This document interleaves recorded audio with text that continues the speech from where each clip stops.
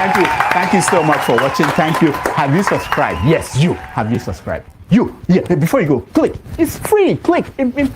Just that's it. Have you subscribed? You are laughing. Have you subscribed? Have you subscribed?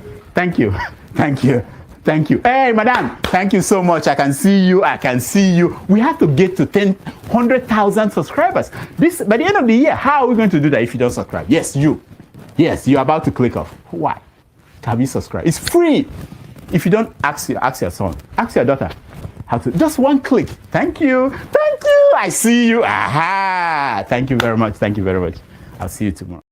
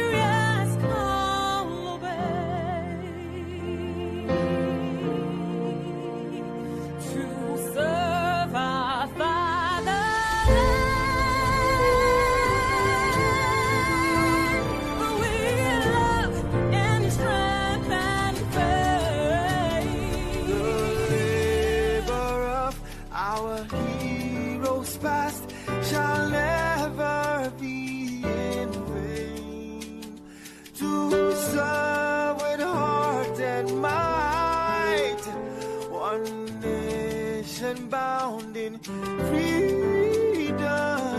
peace and unity. Hey, that's so.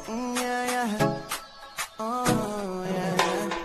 Arise, O compatriots, Nigeria call obey, to serve our fatherland with love and strength and faith. The labor of our heroes past shall never be in vain. To serve with heart and might, one nation bound in freedom, in freedom, in freedom, peace and unity. Arise, my people, arise, my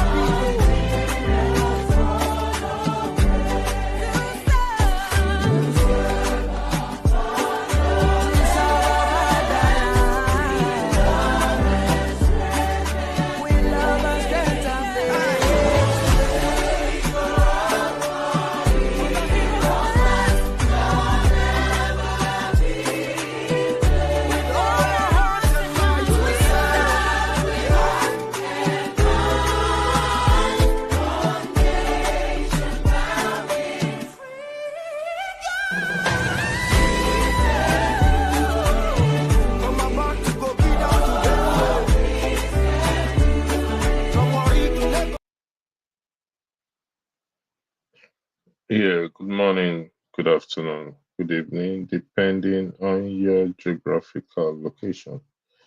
Merry Christmas to you all, and hope you're having a good time wherever you are, either with family or friend or alone.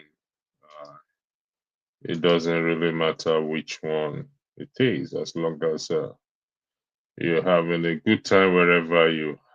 And resting in the holiday spirit. I want to quickly, if you look at the title, it says anything and everything celebration. So you're going to be hearing my voice, but you're looking at I'm starting with this. Let me take out this for the meantime. As we remember those who uh, unfortunate incidents in respect to the stampede around the country. Uh, we must understand that this incident, we have to stop. Modern thoughts, we say give them a thought. Yeah, after share a thought with them, keep them in your hands. We have to do more than that. We have to do more than keep them in our hands. The phrase "May Nigeria never happen to you."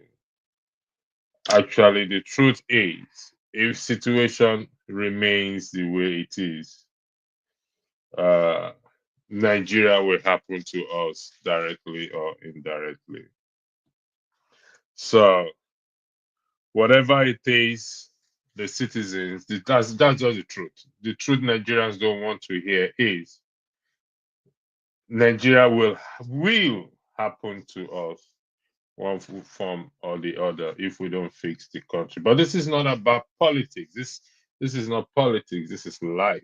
So we're here anything and everything celebration. But fortunately, those families who are involved, who are affected directly by this incident, are not celebrating today. Even though not everybody believes in celebration, we're celebrating Christmas, but it's a moment that we all share, rest, and be together. So we have to do more than just share a thought, a moment for this one. So no, the citizens has to arise, have to rise up and do more than this. So I just said I should highlight that in remembering them, so that it won't be a case of they are forgotten or easily forgotten. And that is what happened, unfortunately, in the country that I come from, my beloved country that I come from. So I'll take it down. We go to Timajek. Yes, let me see your comment again. I saw your comment. Thanks for joining. Electricity, why your face be like person we don't verse before coming on? I've been at that cold. No, I just woke up and so let me come and keep you people busy. Not me, I'm a very busy man. Just let me come and keep you busy. But thanks for joining Team Jack.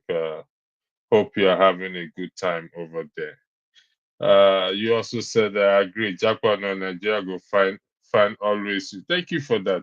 That's what most of us do. You know, we keep saying, may Nigeria not happen to. Of course, that's a good prayer.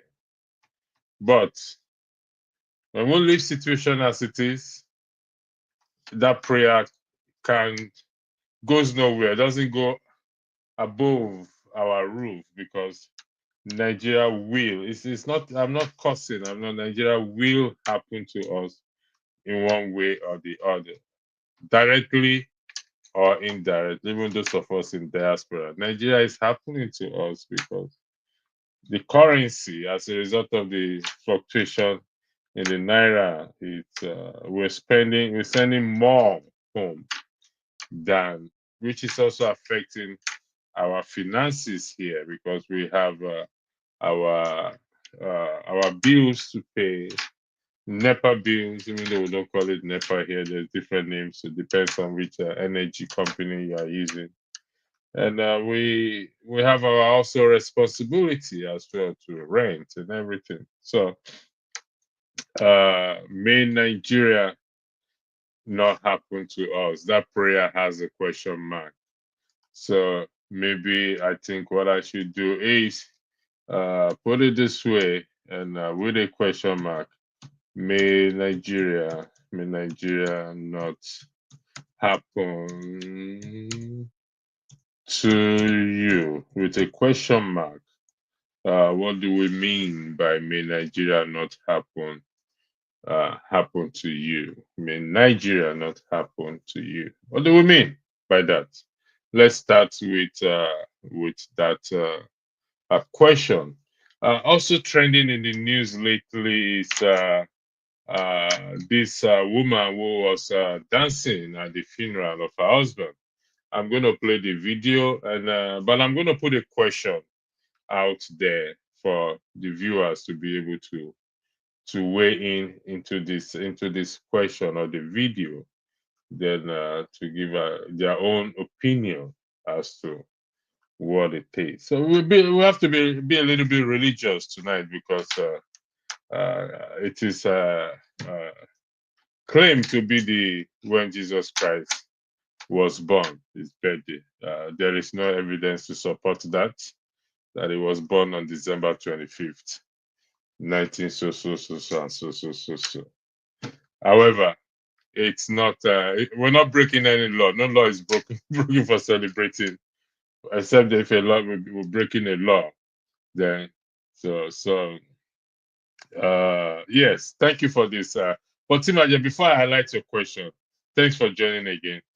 Do you mind? Okay, you've already weighed in on this, Nigeria. Okay, now you asked me what's your impression of our people going to Christmas Eve service and then Christmas Day service to be followed by New Year's Eve service. Okay, this my impression from a personal point of view and a religious point of view is it's not necessary, to be honest. That's my opinion, my view. It's not necessary. What is the yes? If we go to the Bible that says that forsake not, I think that's Hebrews 10:27, if I'm correct. I stand to be corrected. Forsake not the gathering of assembly together. So there is no time and day that was put on it. But what is the intention behind this service on Christmas Eve, New Year's Day, Christmas Day. Is it really for us to fellowship, or there is something else behind it? Or let me say something else behind it. Is it because of what? To raise money, which is tithe and offering? Is that, hey, that is a question that will play on our minds as to what is the real thought, intent behind having these services. Christmas Eve, Christmas Day, then New Year's Eve and New Year's Day. Is it really for us to fellowship with one another, or as a result of raising money through tithe and offering, seed faith, willing and unwilling offering? That is the question, because I mean, like I said, I don't think it's necessary, and some will say it is necessary.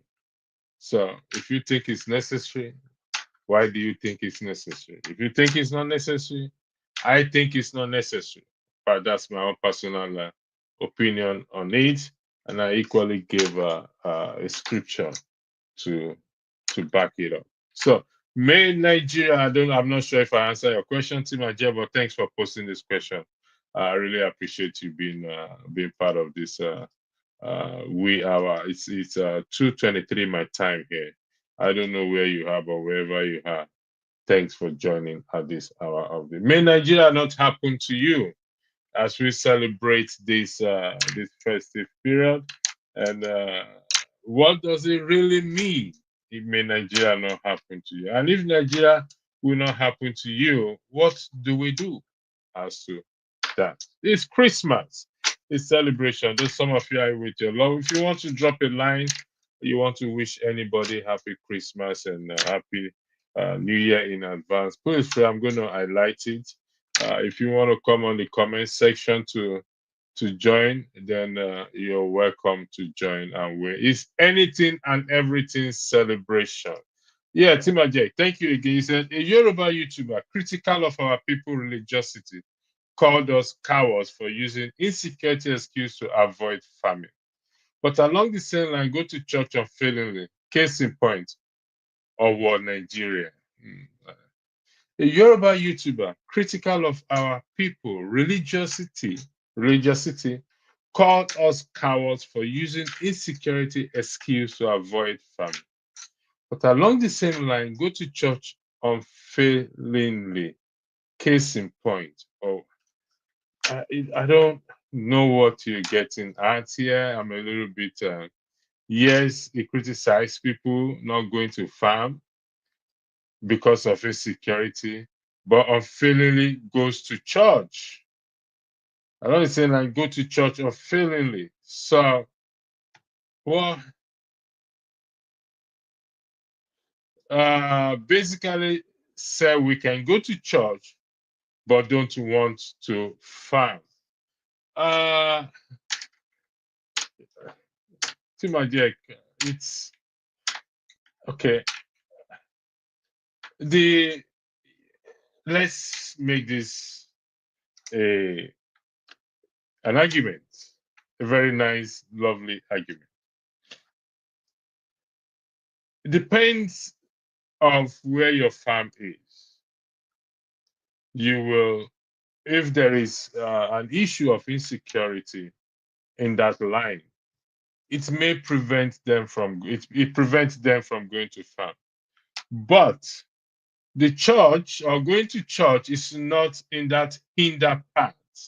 Okay, it's not in that part of where case of insecurity occurs, like kidnapping, whatever the insecurity is all about.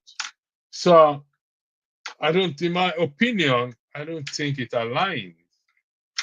To be honest, because insecurity may prevent me from going to my farm because of what is happening there, but also may not prevent me from going to church because the church is just close by me. If my farm is at the back of my house, I ain't going, the insecurity will not disturb me. But if my farm is way out in the bush or bushes, whatever you want to call it, the bush, and there are cases of insecurity there, then I will not be able to go. That doesn't mean I will go. In fact, I'll go to church and pray to God to intervene in this insecurity, the mosques or wherever I want to go, to intervene in this insecurity issue. To me, I don't think they are in the same line. That's my personal opinion on this issue. You use again. You use our massacre to point out that people return to services after the attack. Yeah, it occurred in the church. So I don't think. So again, I don't think that told the same line with my own thoughts as well. The case of insecurity, it's everywhere in Nigeria, not just in the farm. We need to define what insecurity is, because we tend to focus it only uh, on Boko Haram or bandits or whatever it is. With the way the situation is, even the naira, the currency not stable, the ability not to have a job, we all feel insecure. There is most of us, we don't feel secured in our job. It's insecurity back at home. That insecurity is there. So we have to look at insecurity in a broader light, not just in that light alone. In fact, you can even be in a relationship and you feel insecure in it. So it all depends. But my opinion in respect to the question you posed, or the comment you made, so I may be wrong. It's open for anybody to weigh in it. But again, thank you, Timajek, for joining this early hour of the day here, and I hope the viewers. I'm going to play a song, just kind of a short break song, in terms of this question posed again. May Nigeria not happen to us or to you, to me, and we hope that we will stand up and do something. If not, Nigeria will always will happen to us, directly or indirectly. So we cannot continue to blame our. This is Christmas. Some are mourning, some are what? Some are rejoicing. And it's sad. I'm looking for the video to play here for us to get it here. So, Timajek, don't worry about this video, okay? Let me bring it out here. Uh, sometimes you have to do something to, yeah, overcome. So,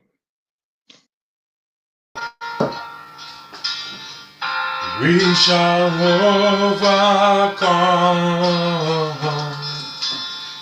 We shall overcome. We shall overcome someday. Hey, oh, deep in my heart, I do believe that we shall overcome. For us to overcome, we have to work together. Most of us are familiar with the song, and so we will overcome. I believe in Nigeria, whether you like it or not. We will overcome these demons and devil that has been plaguing us these past years. So now this is the next video. If you are there, I'm going to put the link there again for those who wants to join us and weigh into it. It's a video that has been trending uh, over the week. So, and I'm going to post a question in respect to this video. So it's here is the video. Come on, let's go.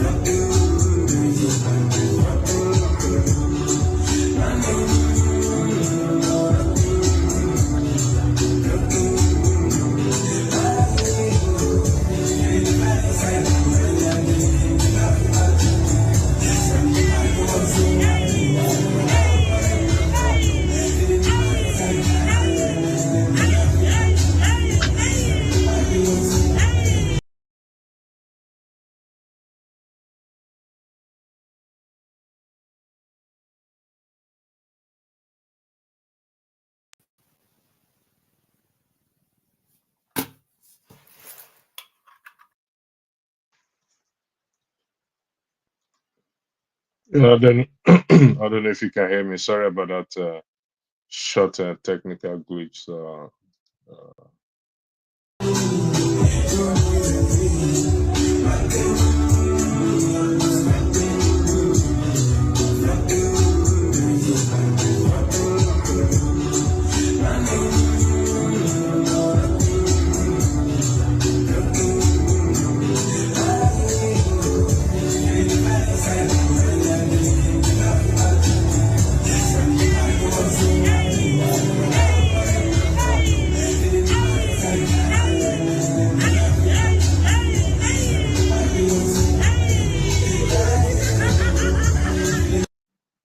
now, uh, Tima Jake, I don't know my kind of experiencing.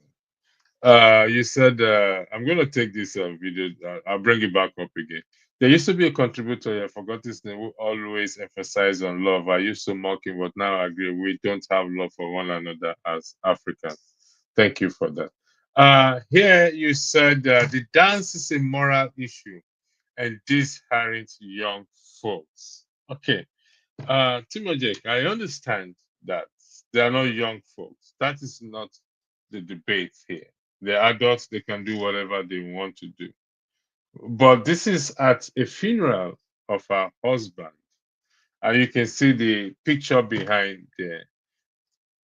Is it morally right for her to dance with the opposite sex, particularly the man that is behind her, at the husband's funeral? Is it morally? Listen, we will argue as to the basis of morality, because what you consider as moral, part number two will not consider it as moral. You said somebody needed to have whispered into her ears and told her she was out of pocket. So, what you're saying is that it's not morally right, in your opinion. So yes, you said it's bad optics. So let me ask you, Timaji. Hypothetically, let's say you are the husband of this woman, and you are given opportunity to come back to life after seeing that. You saw that in your spirit while you were there in the afterlife there, and you are given opportunity to come back to life. Will you marry her again? That's a question I'm putting to you, Timaje. And thanks for keeping me in company tonight. So if we stay here, how long will be here? 30 minutes. If we stay here 1 hour and we don't get the crowd, then we will have to close shop and go home. No, I'd rather stay in my grave. What do you mean you'd rather stay in your grave? You're given opportunity to come back to life. You want to, fine, if you can say no, but why would you want to stay in the grave? For you come back, there are plenty fishes in the ocean. If you don't want to, if you don't want to get back with her again. So so yeah, Merry Christmas and Happy New Year. So Quitty, I don't know if you saw hope you're having a good time with families and friends. I don't know if you saw the video that I played earlier. So I don't know. Thank you for joining, Gladys Oyebo. I don't know. Thank you, you ladies. You just came in. So I'm going to play that video again. And I want you to weigh in on it. Tim and Jack have weighed in on it. I want you ladies also to weigh in on it, please. Thank you.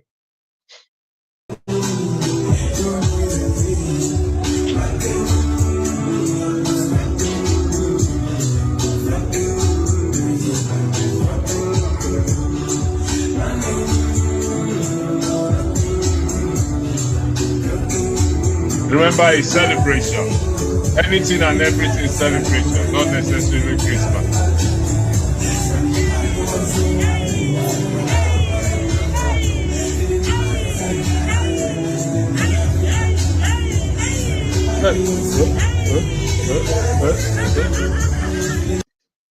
Yeah, so for you ladies, should she be dancing that seductively and on the day of her husband's funeral with one shoulder of her dress down, inviting the opposite sex, like Timajek, in the comment section. Timajek, you said that you asked specifically as to, I asked specifically, come back to life and marriage. So it was specific to her. Yes, it's specific to her. But life is beautiful. Life is sweet. If you are not with her, you can be with somebody else. Why do you want to remain in the grave, for crying out loud? Except you are really tired of the life. It doesn't matter whether it's with her or with somebody else. So, Gladys Oyebo, Quinty A, can you please weigh in on this as a woman? Gladys Oyebo, you said seriously? Oh yes, seriously. Yeah, can you weigh in on it? What do you think of seductive dancing on the day of her husband's funeral? Anything and everything celebration here. And we'll be going other topic as well too. So, Quinty, you're quiet. Okay, you don't want to weigh into this issue. Okay, maybe you have. So as it is now, she's received a lot of backlash. I'm going to flip it around. Okay. But please keep your comments coming.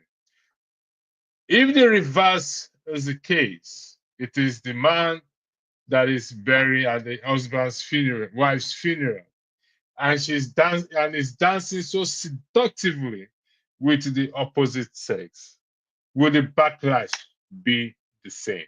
Again, I repeat, if the reverse was the case, and the man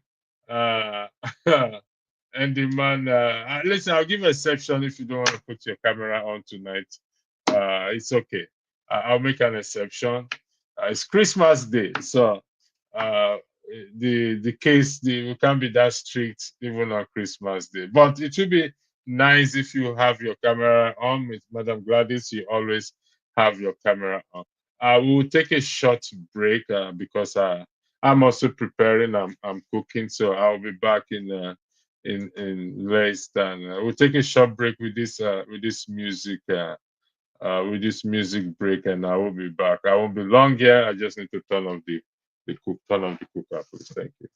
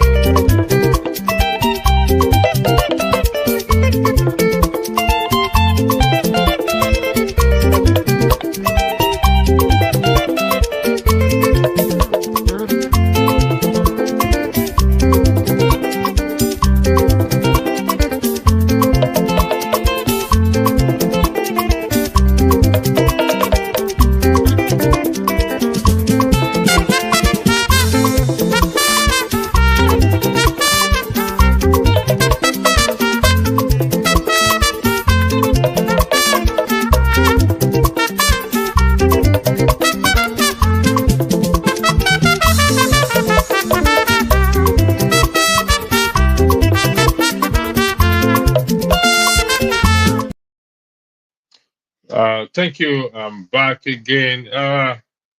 So, Madam Gladys, thanks for joining. Uh, According to Timajek, he said the type of backlash may be similar association of Nawu Pai the wife. So, Madam Gladys, based on that video you watched, could you please Merry Christmas to you? Same to And you. can you please weigh in on that issue, the video you watched? Yes, thank you so much, Pastor. I actually saw this video a few days back, and I saw the comments people made on that very video. It's a woman that the husband passed on, I think somewhere in Ghana or something like that. And I think during the funeral, she decided to make some moves that with some people, and some people actually criticized that and said, "Why dance? What kind of steps were those that you displayed while you were supposed to be in a mourning mood?" You know, different people with different culture. I know that in our own Nigeria country, that once a woman has lost her husband, she's expected not to even show any sign of happiness. She goes into mourning period. Most people mourn for 1 year, and they also put on black dresses. But some people don't even wear black dresses. They No, dress. Madam Gladys, sorry for interjecting. It's not about the dressing. It's not about No, the no, I'm just no, no. morning. I know. I'm just Okay, trying to digress a bit. okay, But fine. you saw that she displayed all mood of happiness. She was dancing happily. So, if I'm asked to actually find out why she was looking very happy and she was actually making some moves, I am not going to be able to explain. But I'm just trying to let you know that in our own society, the Nigerian society, that once a man has passed on, the wife is expected to remain calm. You won't even dance if you are going to dance, not that very day or that moment. So, but this woman's own looks quite odd to me. I don't know. That's why I see it. Dancing when the husband was just buried and then was displaying some moves. And they said that was in Ghana because I told you I saw the video a few days back and then I read the comments people made on it. So that's the situation. Okay. Yes. Thank you for that. Because that Yes. was very seductive, and the man behind him. And I asked the question: if the reverse is the case, that means is the man burying his wife, will the man receive the same backlash this woman is receiving? Will the man receive the same backlash if the woman is saying? Well, Quinty is said here.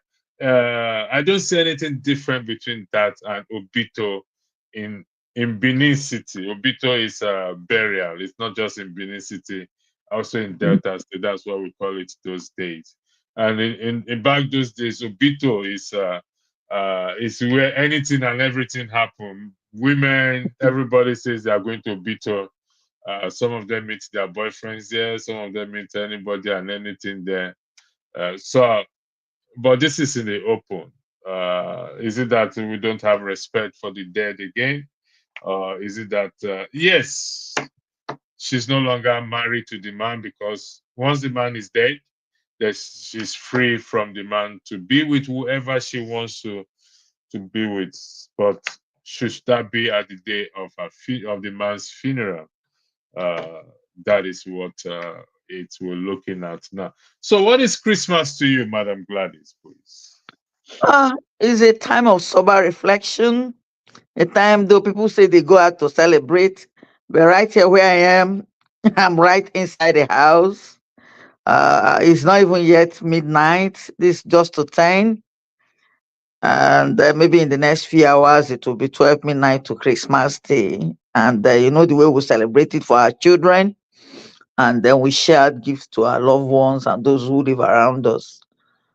It's a time of, I think it should be a time also for sober reflection, apart from partying, because most people go out to party this time around, but they need to be very careful.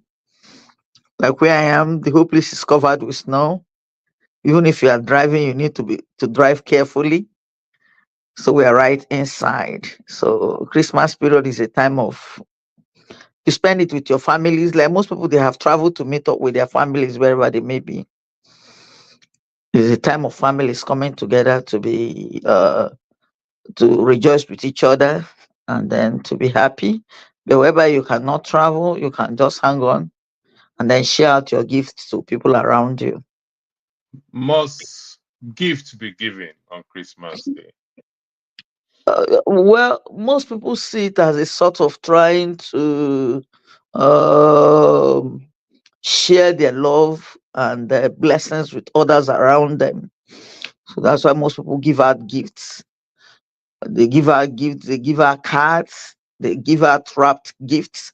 At times, the gifts may not be necessarily too expensive, but at least to share something to someone to make the person happy. Because there are those that do not have family members. If you know them, you can go out to visit the homeless people. You can go out there and share things to them because they also deserve to be loved. Okay. That's what I see. Uh, Thank you very much. Without a shadow of doubt, it's a moment uh, to rest. It's a free holiday for everyone to rest, whether Yes. you believe in Christmas or not.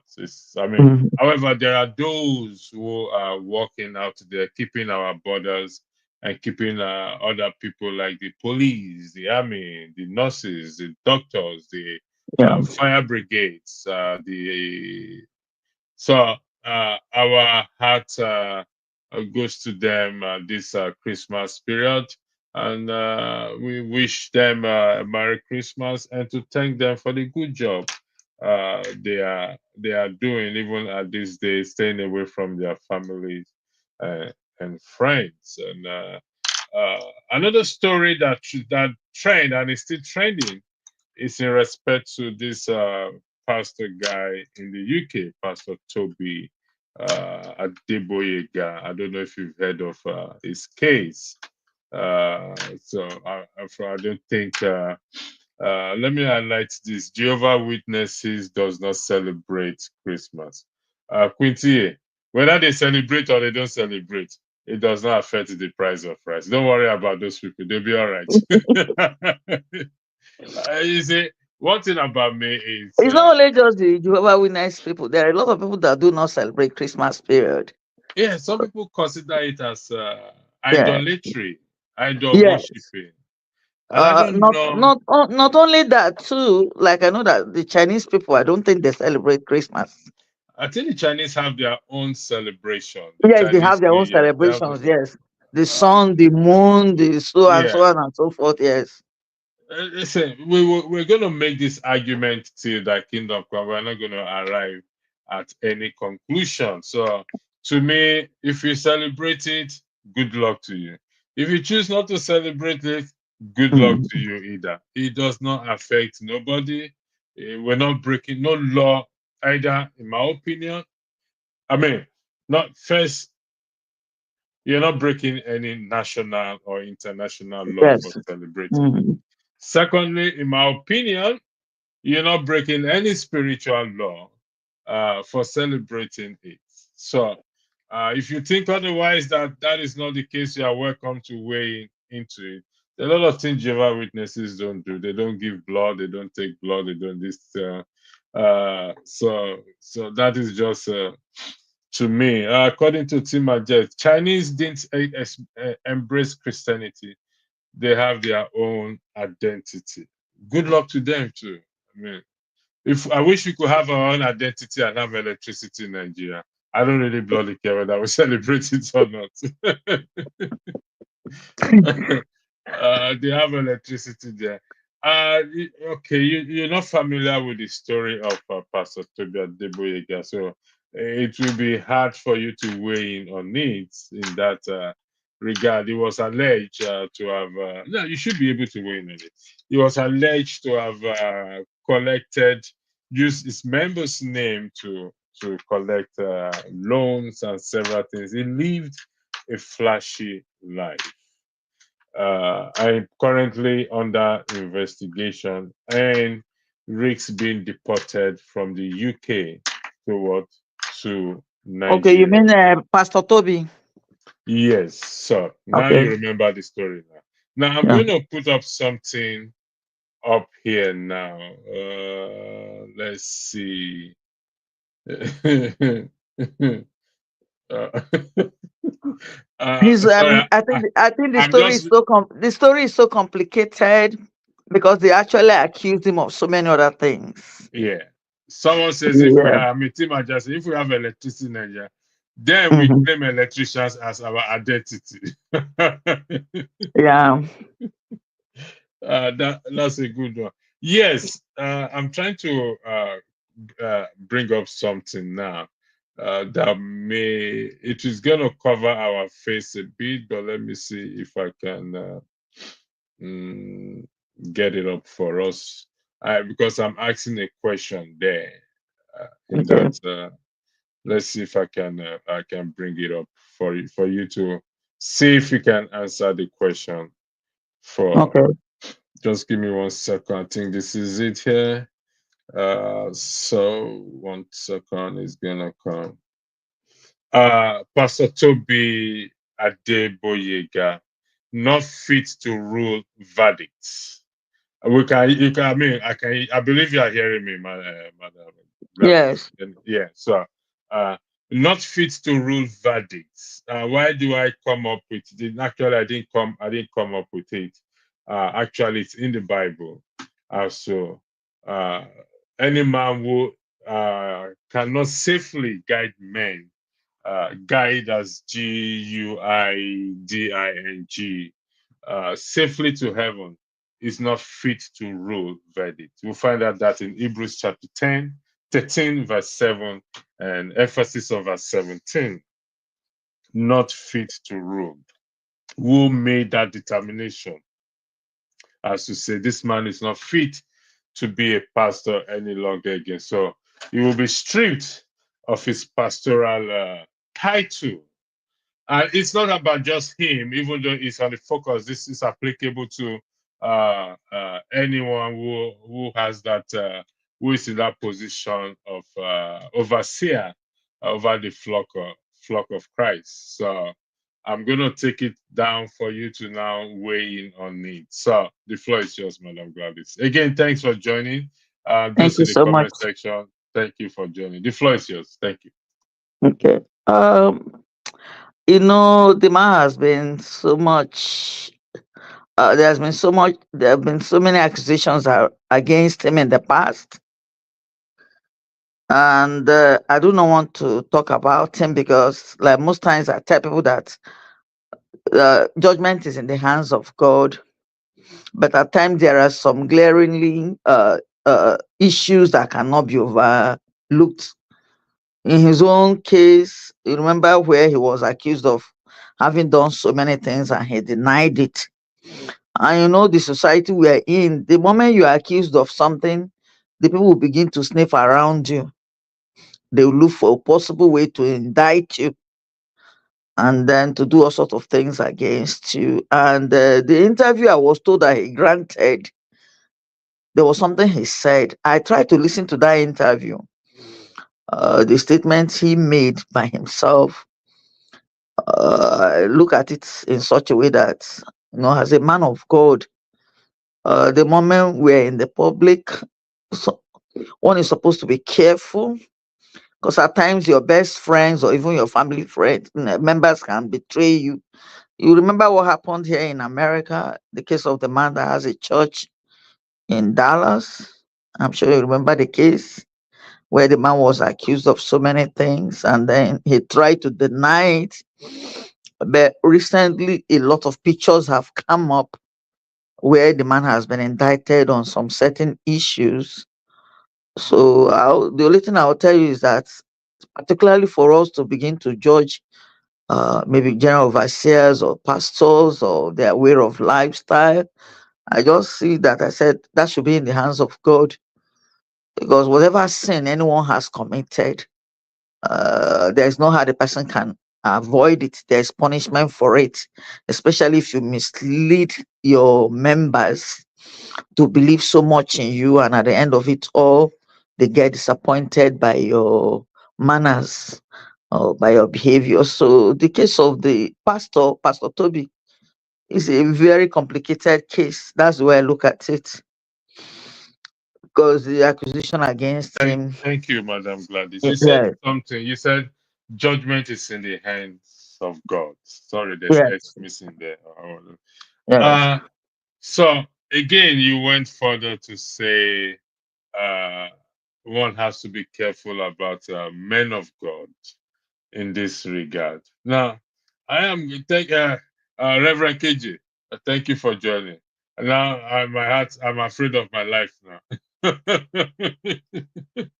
You're welcome, sir. Now I'm afraid of my life now.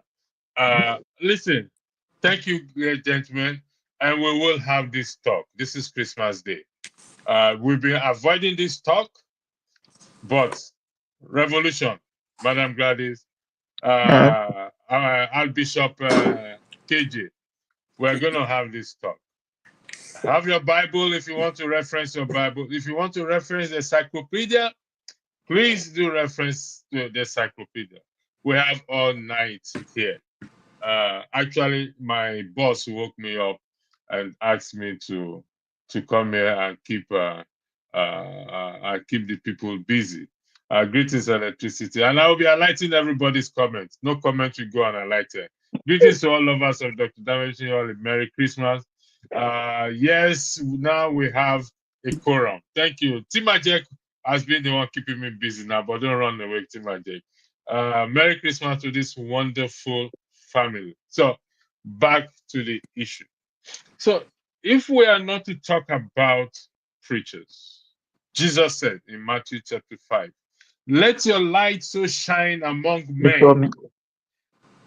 And when they see Your good works. your good works, they may what?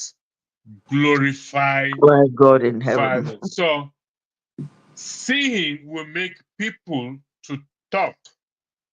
So, I was saying we should not talk about men of God. That is Jesus Christ saying, when they see, so in other words, when they see something contrary, which is not good works, and that will bring glory to God, are we saying or suggesting that people should not talk? I yield the floor to you. Take whichever time. Welcome, KJ. I'll start with KJ that came first. KJ.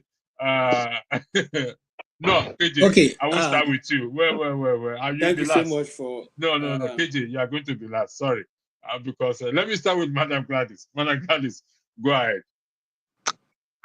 Like I said earlier on, with the reference you just made now about we exhibiting the light in us so as to be seen by all men.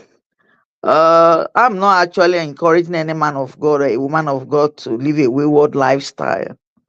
That's why I said wayward lifestyle in the sense that whatever you are doing before your members that will mislead them, that eventually they see that there's no truth in you, definitely they are bound to want to leave you and abandon you and whatever belief you have. So the only thing I would say is that one has to be very cautious and be mindful of what to sell out there to people. Like I said earlier on, I said the case of the bishop in Dallas, I don't want to mention his name. I'm sure you know the person I'm talking about. He was indicted on so many issues. His church people came up against him and told him so and so and so. And then he was asked to step aside.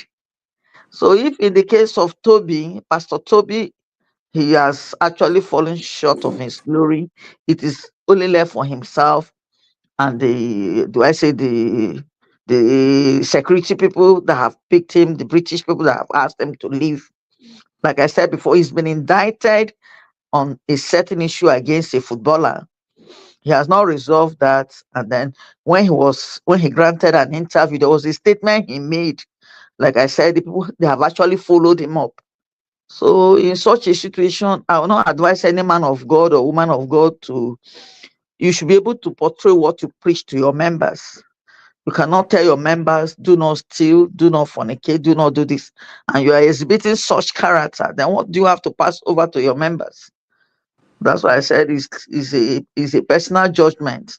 Whatever way you have decided to live your life that is against man and is against God. Whatever punishment comes upon that person, the person is left to bear it.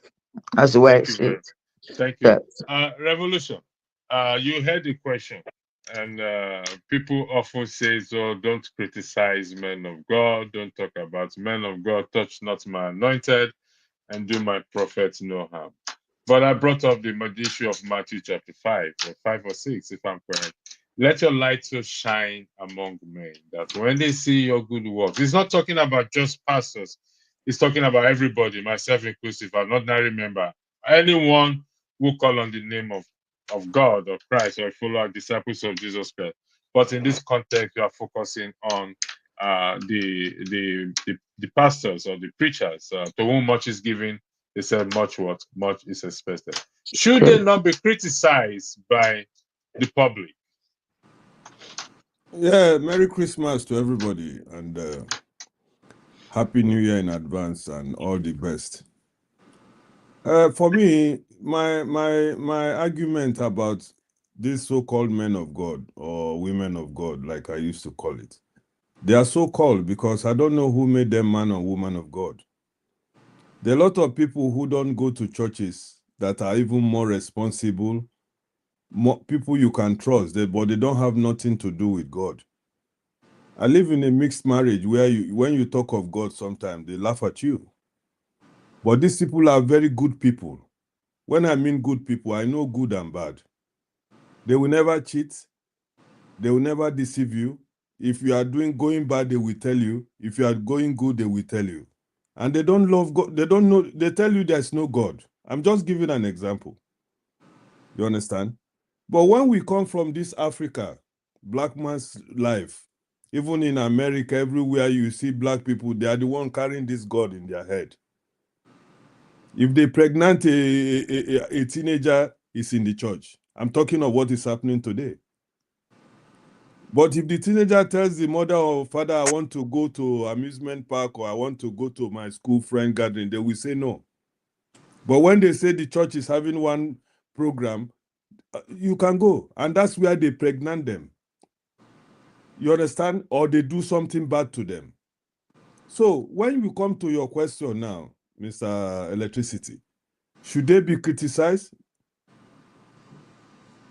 Right from when I was living in Lagos as a young teenager, those days when they were having all these type of churches there's one specifically one where they were wearing white and white gown. I remember one particular, is it Celestial Church or something? It's long time, or Shoba or something like that.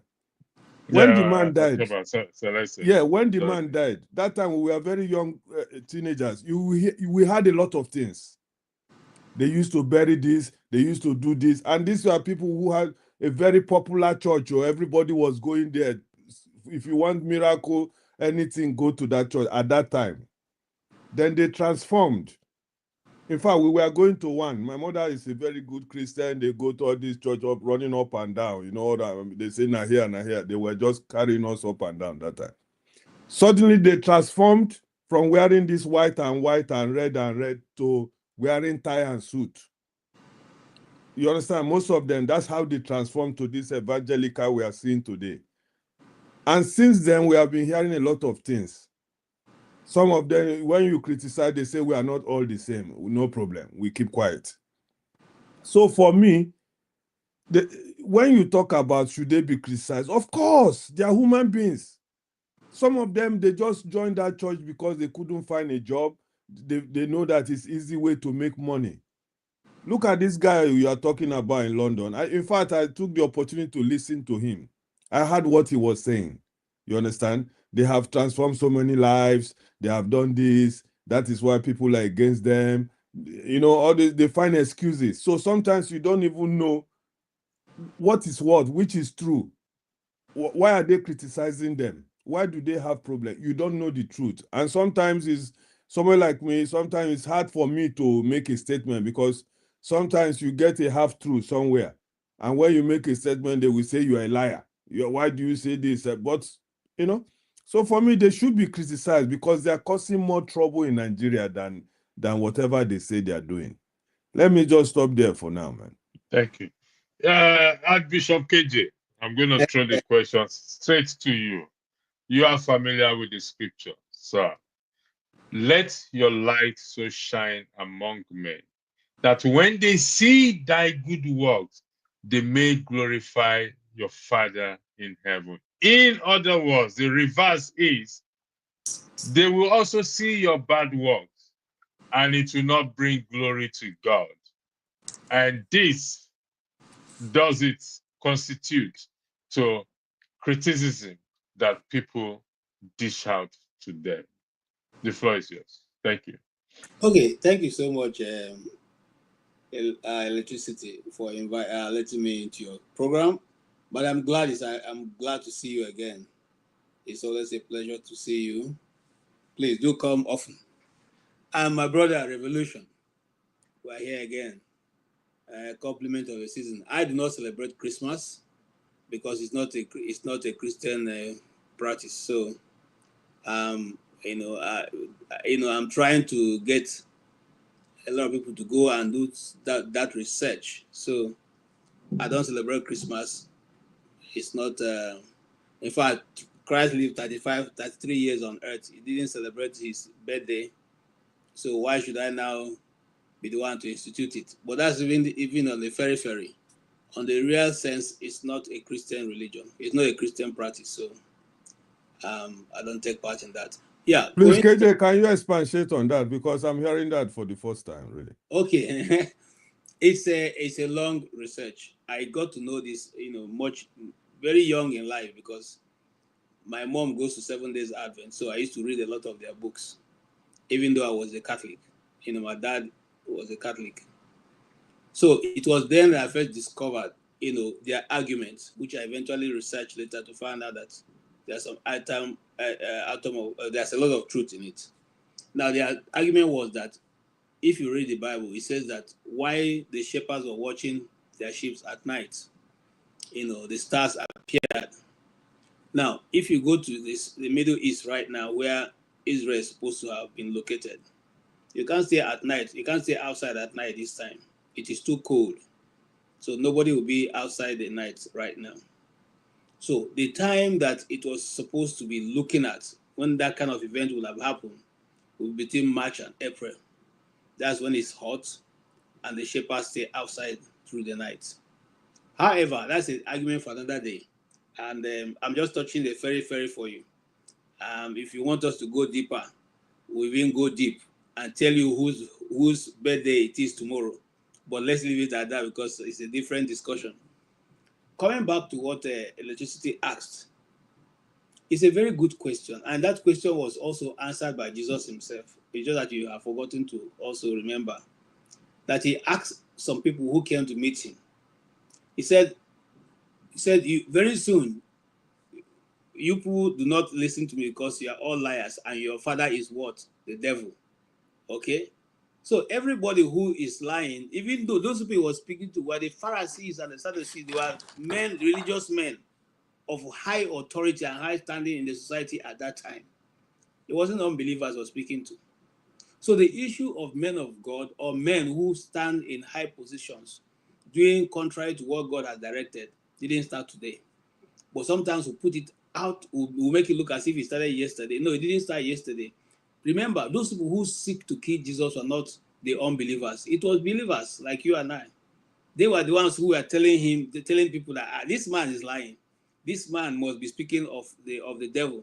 It was not the unbelievers. The unbelievers feared Jesus. Okay? They feared him. It was me and you, those in the church who call themselves the Pharisees and the Sadducees. Okay? So, having said that, when people lie or when people live a lifestyle that's contrary to the word they are preaching, it doesn't surprise me. But you see, callings is in different forms. There are people who are called to bring the word. There are people who God has given authority to tear down. And that's what he talked about in Jeremiah chapter 1, verse 10. Okay? The authority is given to certain people to deal with those issues. And some of those people who have lived in our time or lived in the time that we were still small boys were people like a Dahosa who could walk into your church and tell you off and tell you exactly what you think that you should be doing and not doing. But now, the Nigerian church have lost such people and such authority.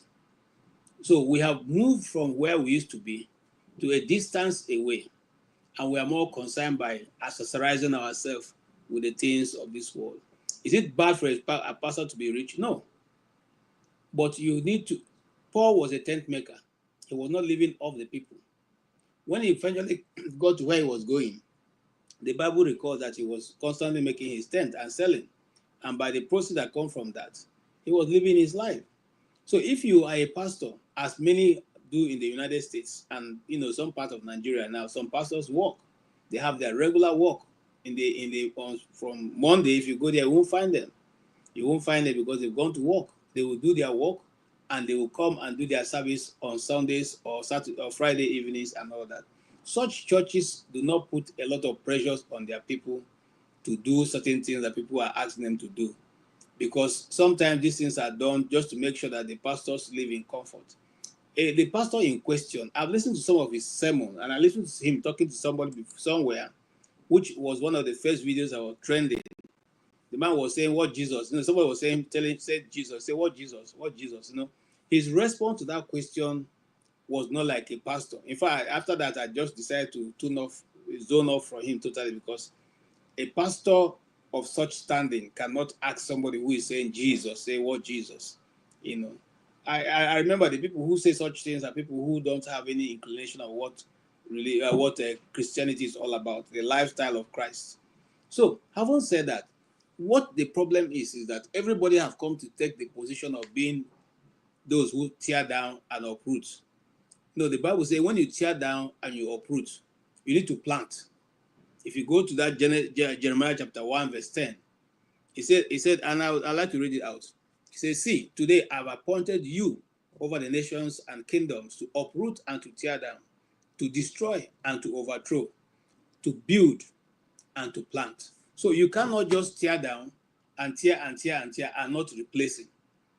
Just like Christ has said, if you get born again, if you get somebody to be born again, make sure that you put the person also in standing to understand the word of God. Because if you don't do that, after some weeks, that demon that you drove away will come back.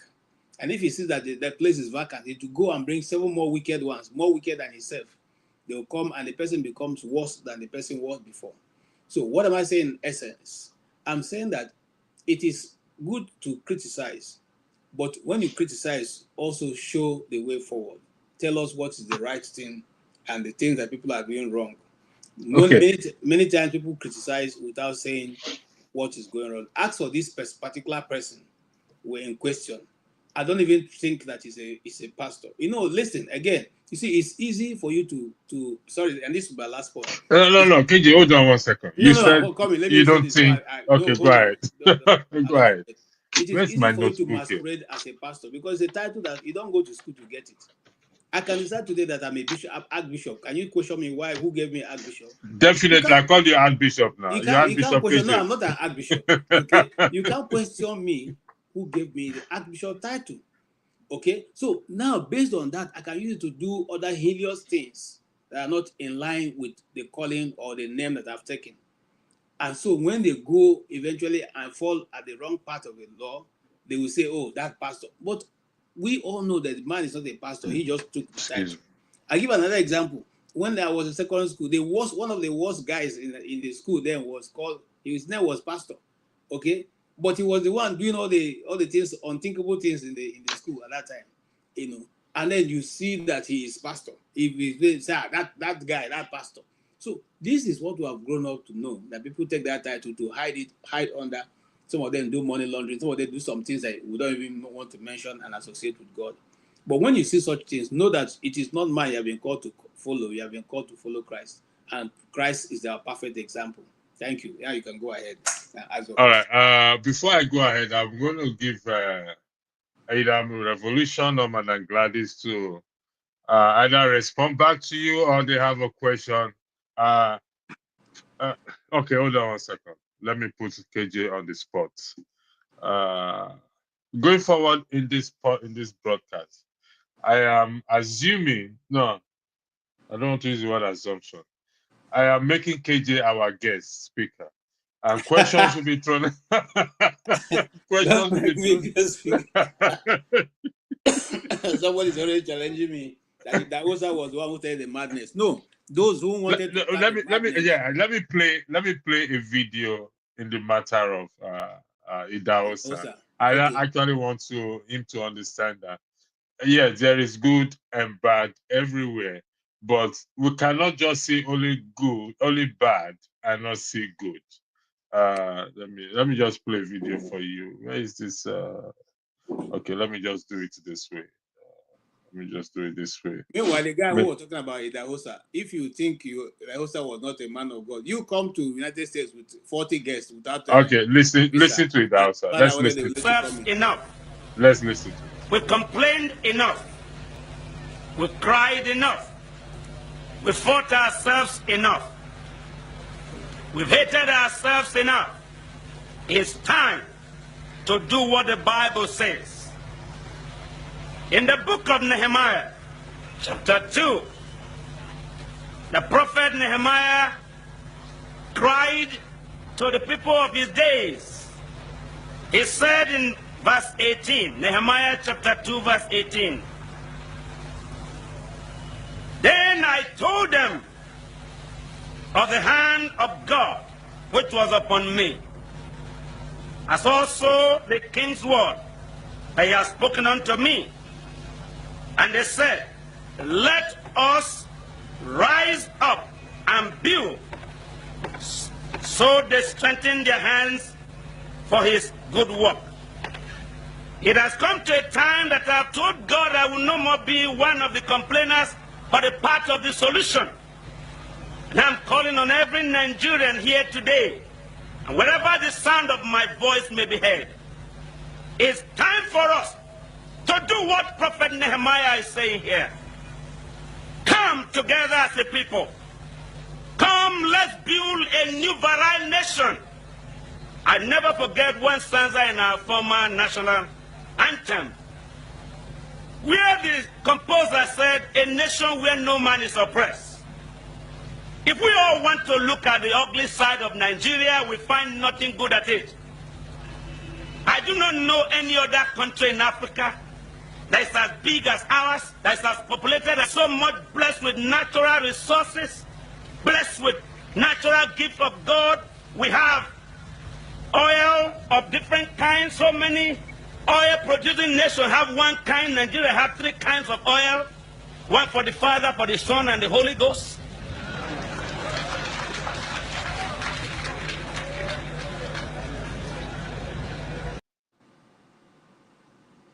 I had to play that video. I mean, we all will have our different opinions about everyone, but in light of what he said that you've heard, it's asking that we come together as one and build the nation, and nobody can dismiss that, regardless of your views or my views or opinion about it. And that is what we are saying today as well. We're not saying anything different from what his desire or our desire to have a nation.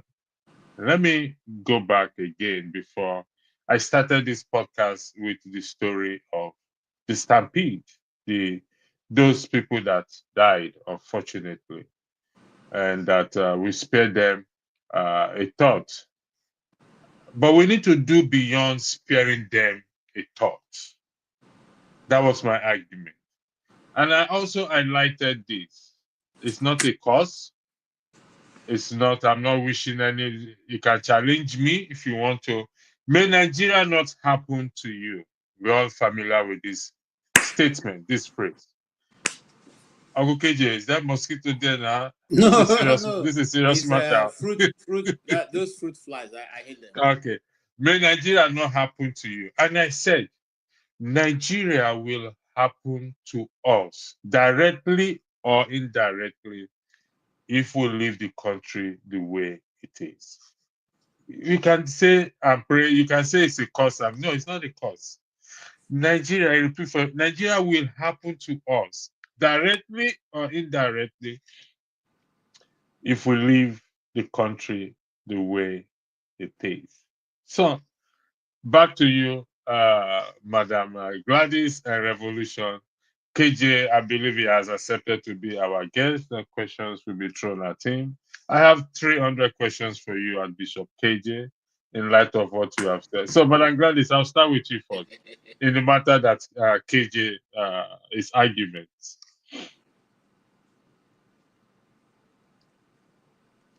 You are muted, Madam Gladys. Yeah, so from which point do you want me to respond to you? Yeah. Any point in respect to what is, whether you agree or disagree with everything he said, or you have other questions for him. You know, I'll refer back to what the Bishop said here, Bishop Idahosa. The need for us to come together to build. Building is very good because in every society, people are supposed to come together to be able to make the society a better place. But in the situation where we have found that like I used to ask people that, even yesterday I asked the same question, even today I did. Because when I spoke with my goddaughter, she is in China, and where she is, they're not celebrating Christmas today. There's nothing like Christmas. They don't know what it's called Christmas. And I asked her, I said, religion was brought to us as a way of trying to get to us. But underneath the religion that was brought to us, there were a lot of other things attached to it.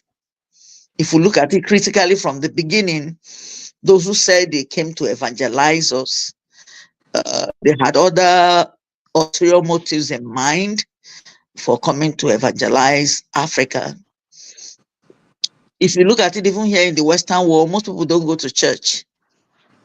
They don't even believe in, when you talk about our Lord Jesus Christ, in schools, they don't pray. Children are not encouraged to read the Bible. If you ask some of them, they will tell you they don't have Bible. They don't know what. And then you will not begin to wonder within you, these were the same people that brought religion to us. And in the process of bringing religion to us, they brought in slavery. And then from slavery, they said they made us to become human beings instead of being people that are not worth staying with. They looked at us as monkeys on top of trees. But the kind of behavior of these people, if you see them the way they behave, you will not believe that they are people that have seen God face to face. Sorry that I'm using this language. They don't believe in it. There's no atom of sympathy. There's no atom of kindness. The way some of them behave. Because if you have the experience of knowing who Christ is or God is, your lifestyle will be such that will be quite different. It will reflect in your way of life.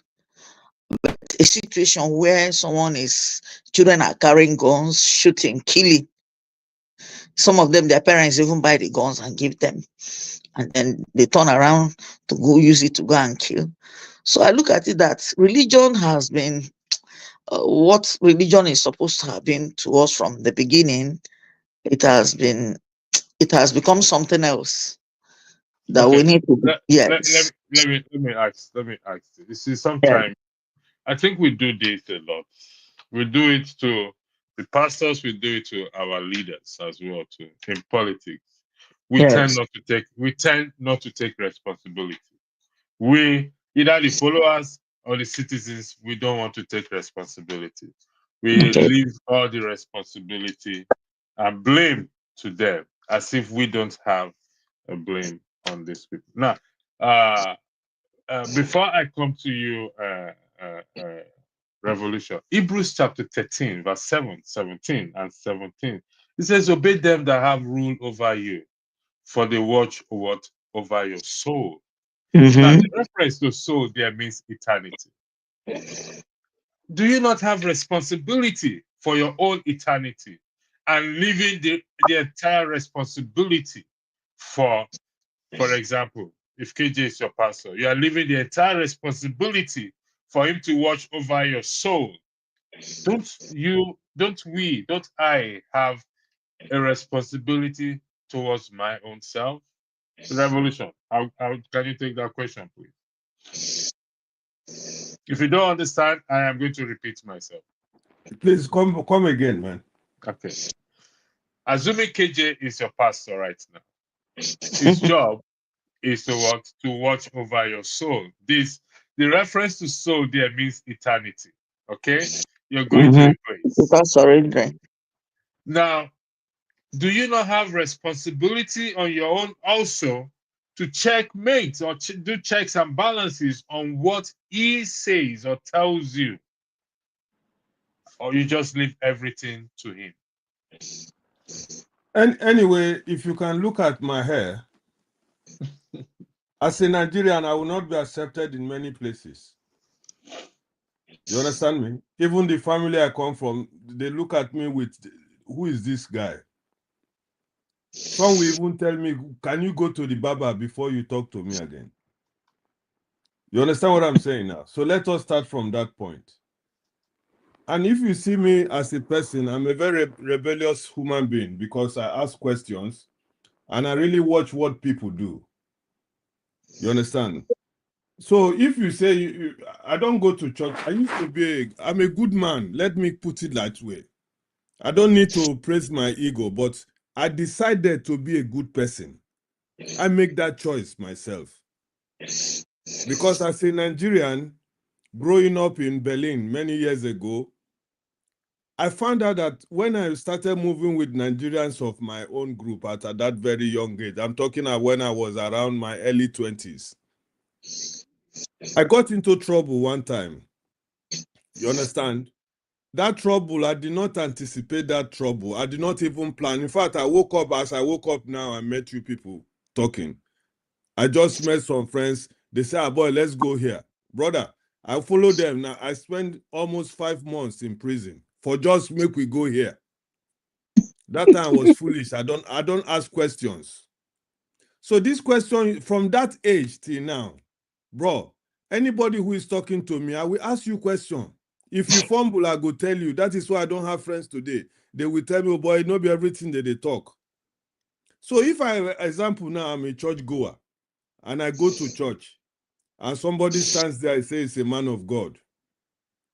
My character today is to watch that person. As they tell me, say, do this, I'm watching what you are doing yourself. And I can tell you no lie. One day I go say, bros or pastor, this is the way they tell us, no be they do. I will tell you, and they will hate me for that.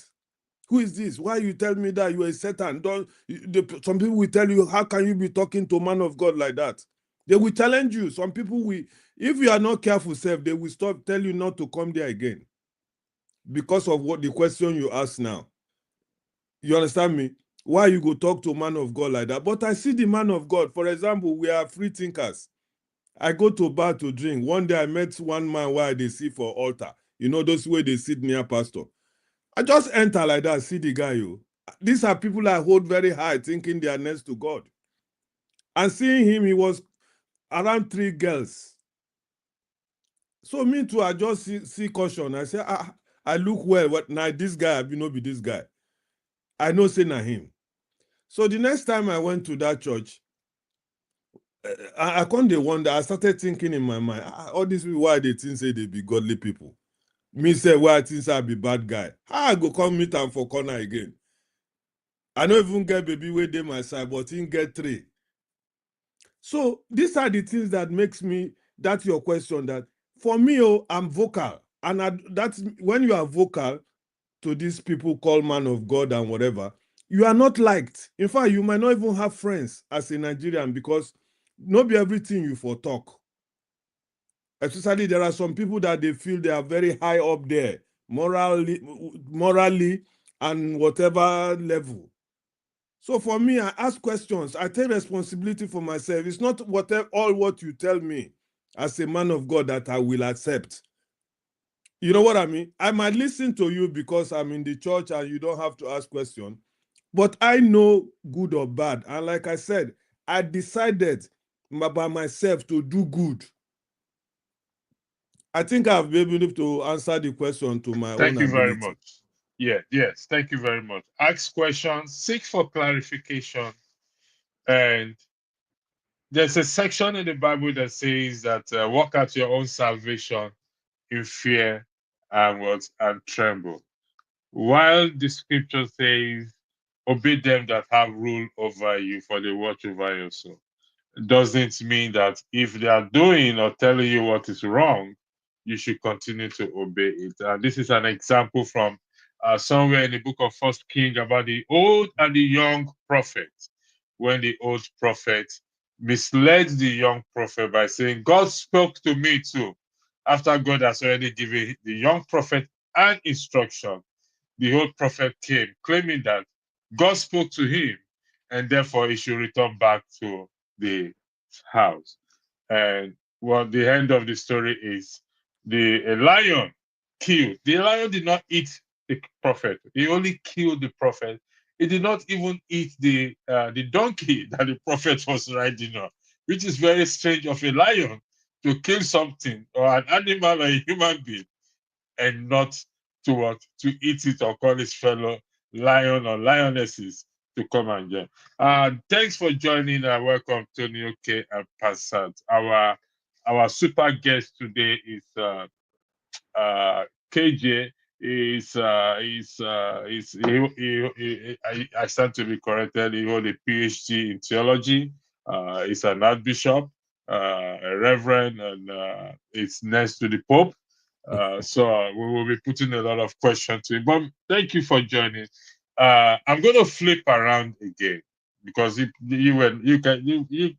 everyone was not here when I started this podcast. So we still have time. There is no time limit tonight. Pastor, you are welcome.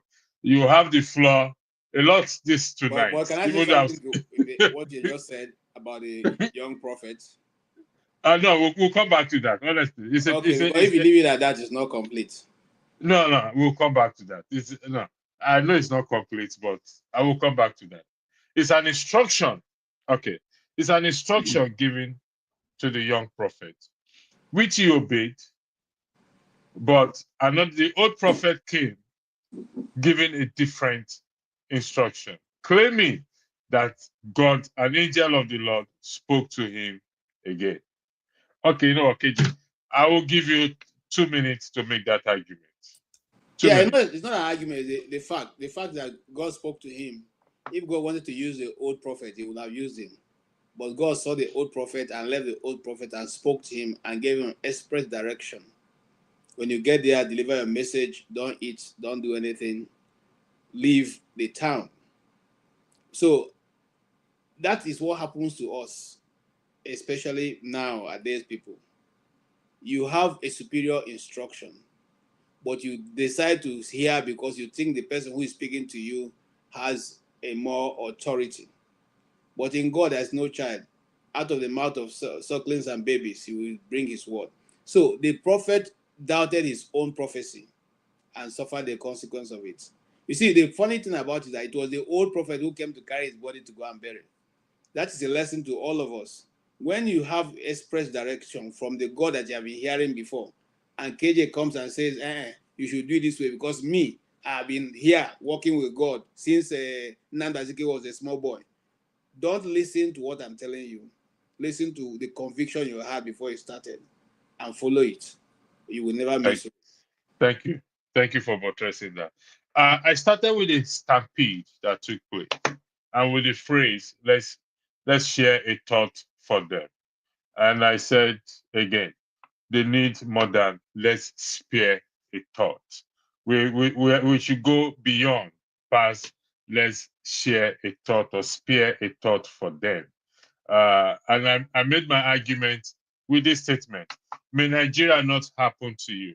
And I said, whether we like it or not, whether you say I'm bringing a curse upon us or not, Nigeria will happen to us directly or indirectly if we continue to live the country the way it is. I also played a video, a 3-minute video, where Passat was dancing with a woman that just lost her husband in a funeral. I will play that video again.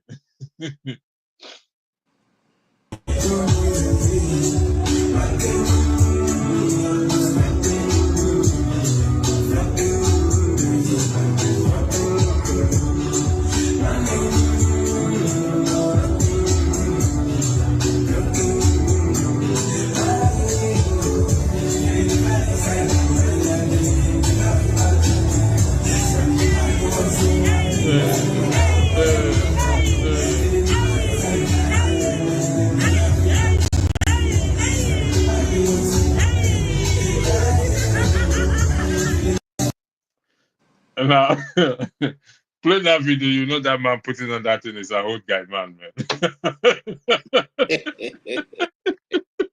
Old guy man. Ghana will say Kosarugon Ghana. There's no old person in Ghana. They are all sharp. So play that video.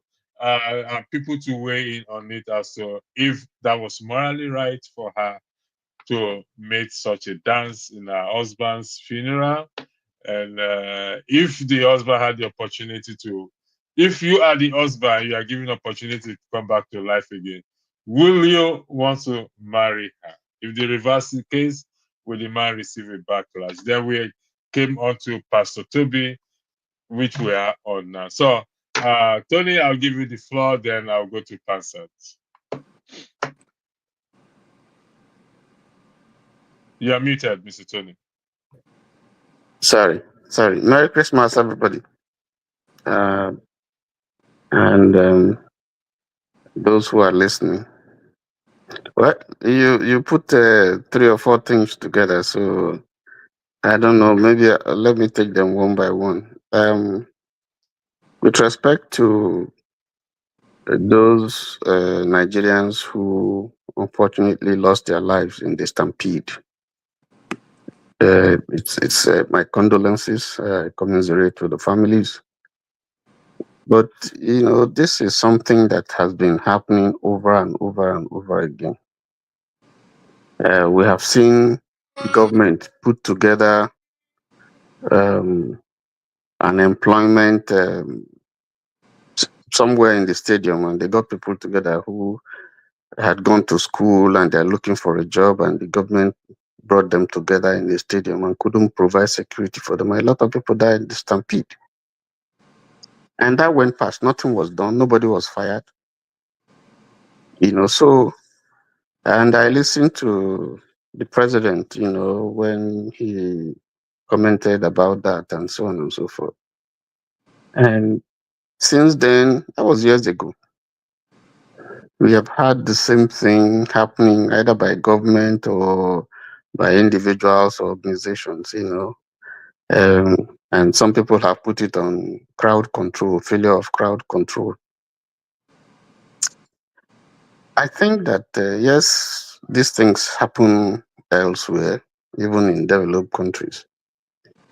But you can see some organization and attempt to make sure that they know that the venue, I mean, this is my field actually, because I'm a safety director. There are people who are certified. When you want to hold engagements like this, there are laws that will define, looking at the size of the place, how many people should be there, how seats should be arranged. They look at exit and entrances in case of emergency. All those things are well mapped out. There are safety precautions that are taken to help people, to inform you on what to do or how you will exit or how to handle things when emergencies like this occur. And we haven't done very well in that respect. So when we begin to blame organizers and so on, yes, they have their responsibility, but the government itself has a responsibility to create awareness, has a responsibility to do its own part. And just like I mentioned, even when government organizes theirs, you still have this same problem. So eventually it boils down to us. So when we begin to point at accusing fingers, for instance, like the one that happened in Abuja was done by a church. That's not the first time it's been happening. In my church here, every Saturday, in our pantry department, for which I'm a member, we give food to people. Because there are people who need it. There are people who can't, by their situation, need to be helped. So the idea to help is good. But it is not channeled the way we do it here, or the way the government does, giving palliatives and so on and so forth. Palliatives is in Nigeria, for me, is the way of wasting money, because at the end of the day, they give half a cup of rice and they come back and they tell you they spend millions and so on. There's no accountability. There's no, so for me, that's a different thing. So it's unfortunate, like I said. The one in Anambra, from what I hear, it's something that's been happening. It was a good gesture, but there are also questions. It's been happening before. I mean, this has not happened. This is perhaps the first time it's happening. It's unfortunate. But what is the intention? Why? What's the reason for this kind of a thing? Is a stampede because people know that if they don't rush, they probably won't get. And it mirrors the decadence in society. It mirrors it tells the government that they need to wake up and do more. Because if people have, they will line up, they will, and then if you have these measures that I'm talking about, people would know that if they line up, to get to their turn, and then they'll get whatever they need to get. So that's my view about that. But like I said, is unfortunate. It's the government should have the rethink, because these people are doing also what government interventions by individuals and organizations and so on, because they have to fill in, to the lapses, those things that the government ought to have been doing, because that's the responsibility of the government to its citizens. That said, I'll leave that there. About the woman that is dancing, that is bereaved, that is dancing. Well, that's the video. Maybe it doesn't tell the whole story. We don't know who the person who is dancing is, whether it's the relation or so on and so forth. But if you ask me, I don't know. I don't know what to say about that. Whether I would say it's okay or it's not okay. I don't know, because I don't have all the facts. But maybe you're looking at the optics. The optics may not look good, but I don't know the setting. I don't know. So I can't comment much about that. The third.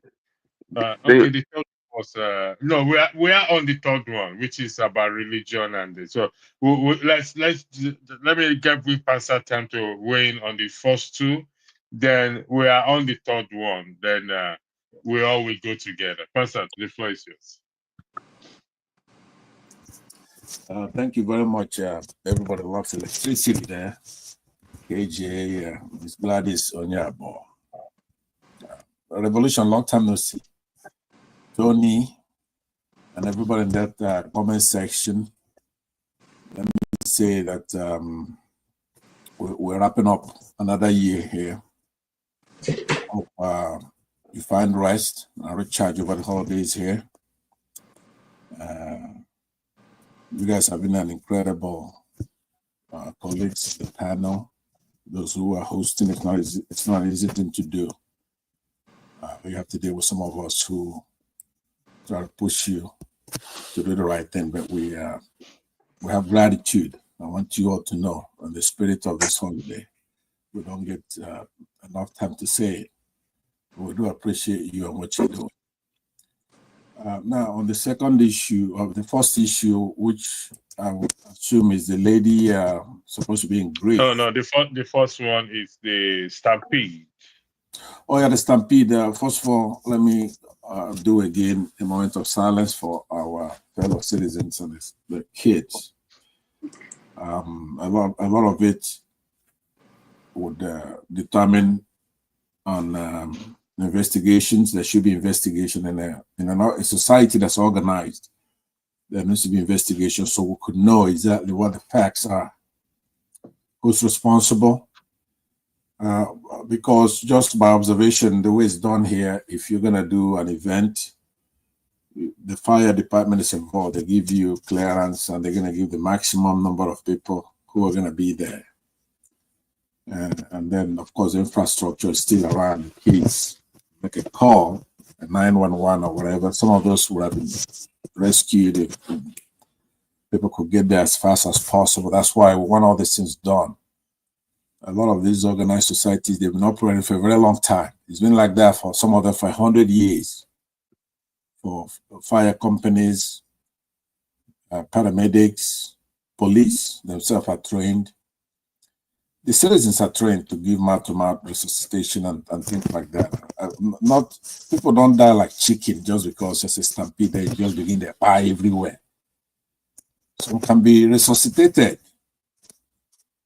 and so that's why it's good. A lot of this education is done via public TV, public television.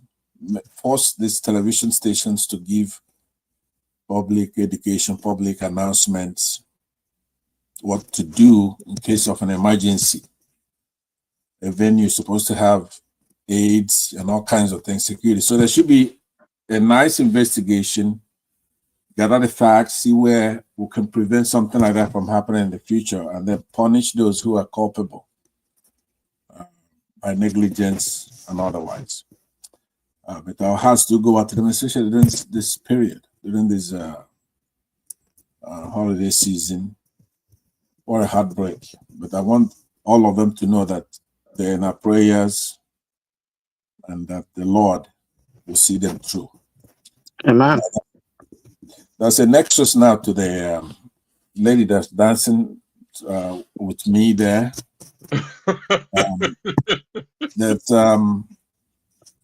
Grief, they say there are about 5 steps when somebody's grieving.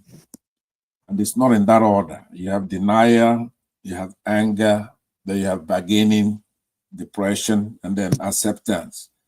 People go through those phases. I don't see dancing there though. But what would I tell you? Things change so much in our country. In those days, I remember a few years ago when there was one of those jabali, that's what we call it, wake keeping. And the first times I went to it, I was shocked here in the United States. Back home, something that used to scare me, where I would be like, boy, this person is gone. You'd be empathetic, can't even eat or drink because you're feeling empathy, the sorrow of this people, and the finality of the whole thing. Of course, life itself is a useless thing. There have been a lot of philosophers who have dealt with that discipline. Life it's a tragedy. The moment you're born, it's a tragedy. It's a very useless thing. Somebody come alive, then their trouble actually starts. Before we're born, we're somewhere enjoying serenity, quietude, nothingness. Is the beauty of it. That when you're born, you're born into an eventual calamity, disaster, death, all kinds of stuff. For nothing at the end, you're out of here. So we have to look at that lady. That's maybe her way to cope. We don't want her sad, obviously. So if it's your sister or your mother or your aunt or whatever, you would want her to. Or if you're the husband and you have a way to come back, you're going to tell her, go and enjoy yourself. Don't worry. So we can't judge her like the last panelist said, one or two panelists said. I think that's it. Was there some other topic there? No, I want to. Something just dropped into me now. Daily to me has been released. I want to make this discussion in a very lighter mood. I don't want us to be too serious because it's Christmas. So I want to make it a lighter mood. But Daily to me has been released from prison. I think yesterday. He'll be spending his Christmas with friends and family. The Gagoda is there. Nigeria law only works when it favors those that want it to work. If it doesn't favor us, then forget it. It ain't going to work. So I want to make it.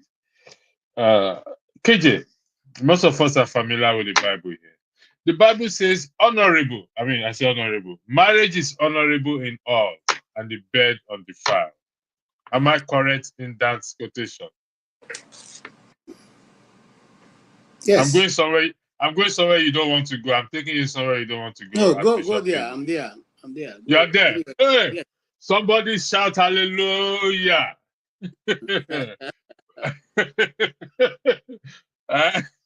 Elder Pastor, can you shout hallelujah, please? Hallelujah. Marriage is honorable in all, and the bed undefiled. In the confine, within the confines of marriage, is it proper to give head to each other? Archbishop KJ, you said you want to go there. Yeah, We are but there. I don't know. You don't have head before you got married in the marriage. Because I don't understand the, listen, let me say this, and I will use the woman's dancing this Yeah. as a reference. If you watch that video, the copy I have started a bit longer when the man was actually holding her from the backside, and now you could see on the table the picture of her late husband. If it is in my place, that would be an abomination, because even the elderly woman will not allow that nonsense to happen. However, even if the man wasn't good to her when he was alive, that was too careless and irresponsible for her to do that. She could have been able to give the man that public respect. And now, if he wants to respect. go and be with the other men, whether the one in front or the one behind, that's a business. You see, our culture cannot be overemphasized, because we have respect for the dead, whether you like it or not. Because the Igbo custom, for instance, and tradition does not believe. It believes that the two worlds, they go together. And that's why if I got to learn that when my dad passed, we were planning to buy shoes. They say, no, you don't wear them shoes. And I asked why you don't wear them shoes. Say because, they don't want them when they're walking around. If you wear them shoes and they're going around, you'll be hearing the sound of shoes all around. So whether that is true or not, I don't know. But that's a custom and the tradition of the people. So it becomes interesting to know that both the living and the dead all live in one space, just that one does not see the other. And that was very disgraceful for whatever reason, it was very disgraceful to her, not to the dead man. Having said that, when you go to marry, the Bible says that marriage is honorable and the bed undefiled. Very good. But you see, Paul said everything is permissible, not everything that is what. Everything is, I'm trying to put it the way he puts it. Not everything that is permissible. Everything is lawful, but not everything that is permissible. As a man whose lifestyle is that after Christ. You see, I'm trying to moderate my language here, because we have reduced this, people saying we are Christian. I will no longer Christian. We are people who follow Christ. Is your life like the one that Christ lived? Now, in this case, I repeat again, you can do, yes, everything is you can do everything, but not everything that's permissible under God. So there is criteria for everything. And if you decide to go outside that parameter that be given to you, you probably not be in the right side of God, the laws that have been given to you to operate. So I'm trying as much as possible not to go, I don't know of any other way. The mouth you have is given for you to eat. When you start using your mouth for something, then you know you are using it on the wrong distance. And he said, when we all went, the people have now begun to use their members in the wrong form. That's why I say a man cannot marry a man, a woman cannot marry a woman. It's simple and short. There's no other way. And that's one of the things I celebrate about Donald Trump, whether people like it or not. He has said that in his government, he cannot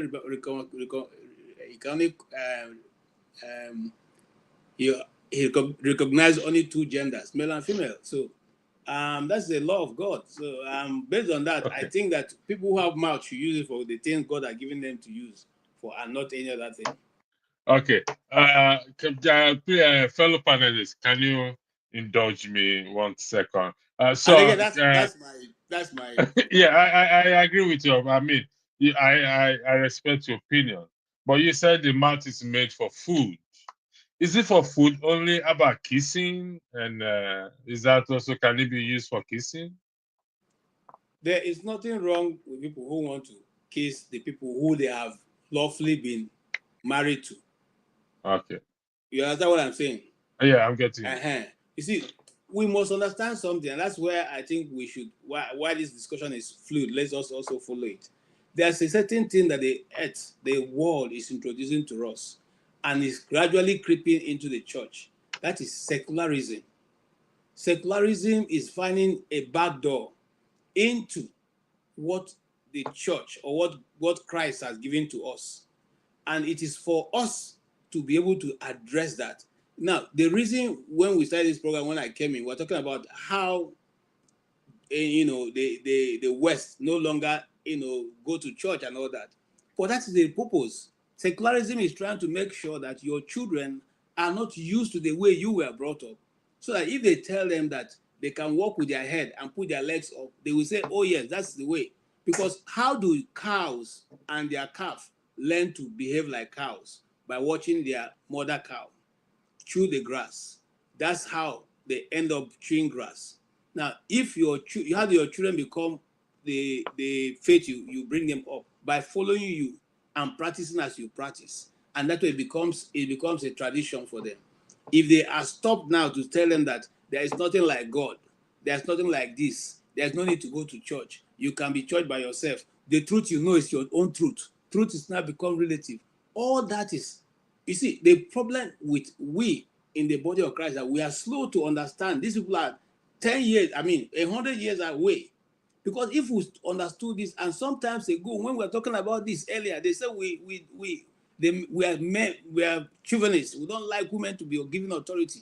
Now they've brought us, women are not given opportunity, women are not given opportunity, we are feminists, we are womanism, we are this. Now they brought us to the middle of the ocean. And they've introduced their real agenda. The church is now out of balance. Should we now start wedding them also in the church?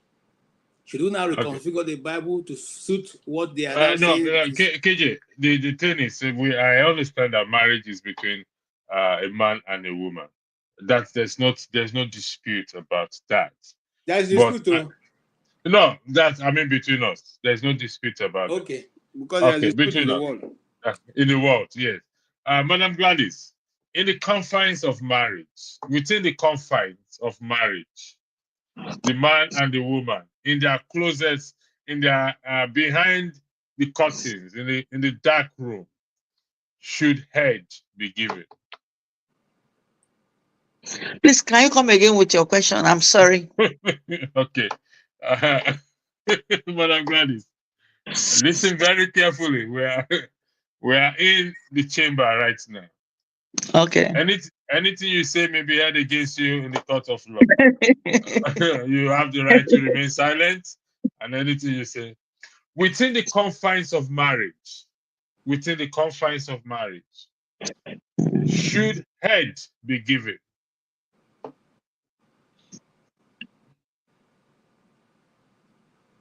Please, can I say the question?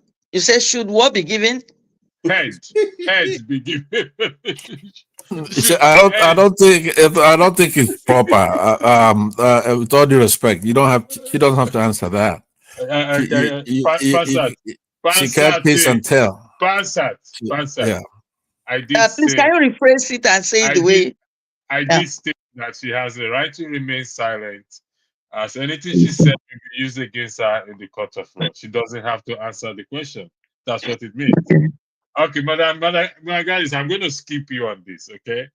I'll spare you. I'll skip you on this. I'll come to revolution. I'm just trying to make it as light. This is Christmas. I don't want us to be this tight up and fight each other here today or be this. No, we'll make it as light as possible. So, madam, revolution. Within the confines of marriage, the Bible says marriage is honorable in it all, and the bed undefiled. Within the confines of marriage, should head be given? Should head be given? Yes. Head in this time you are talking about who is the boss of the marriage or what? Is that what you mean by head? Even KJ understand this. KJ that I think will not. Even KJ understand the revolution. Where are you? Where are you based in Europe? Let me know where are you based in Europe? I'm in Stockholm, Sweden. You are in Stockholm, Sweden here. Sweden, Yeah. where they have chambers, chamber of idolatry and all those things. But it's a very beautiful country and very respectful people here. Of course, I agree with you. All right, I am going to skip you now because you Don't don't get skip me. I like to get involved. Just be clear no. about that question. Okay, so you don't understand what giving of head means. Head. Yeah, the head you are touching. Look at Pastor. Yeah, that's Look in at the Pastor context is of what laughing. I saw in the leader or the leader of the family or what. All right, I am going to change. I am going to go to the next topic. So I think this is no taking electricity. This is a serious question. Let me get involved. Maybe I might be able to give my own view. Fine, evolution. Let's leave. I'm going to skip you. It's an important question, but trust then me. Let me answer it now. Let me okay, answer. Okay, answer it the way you understand the question. it.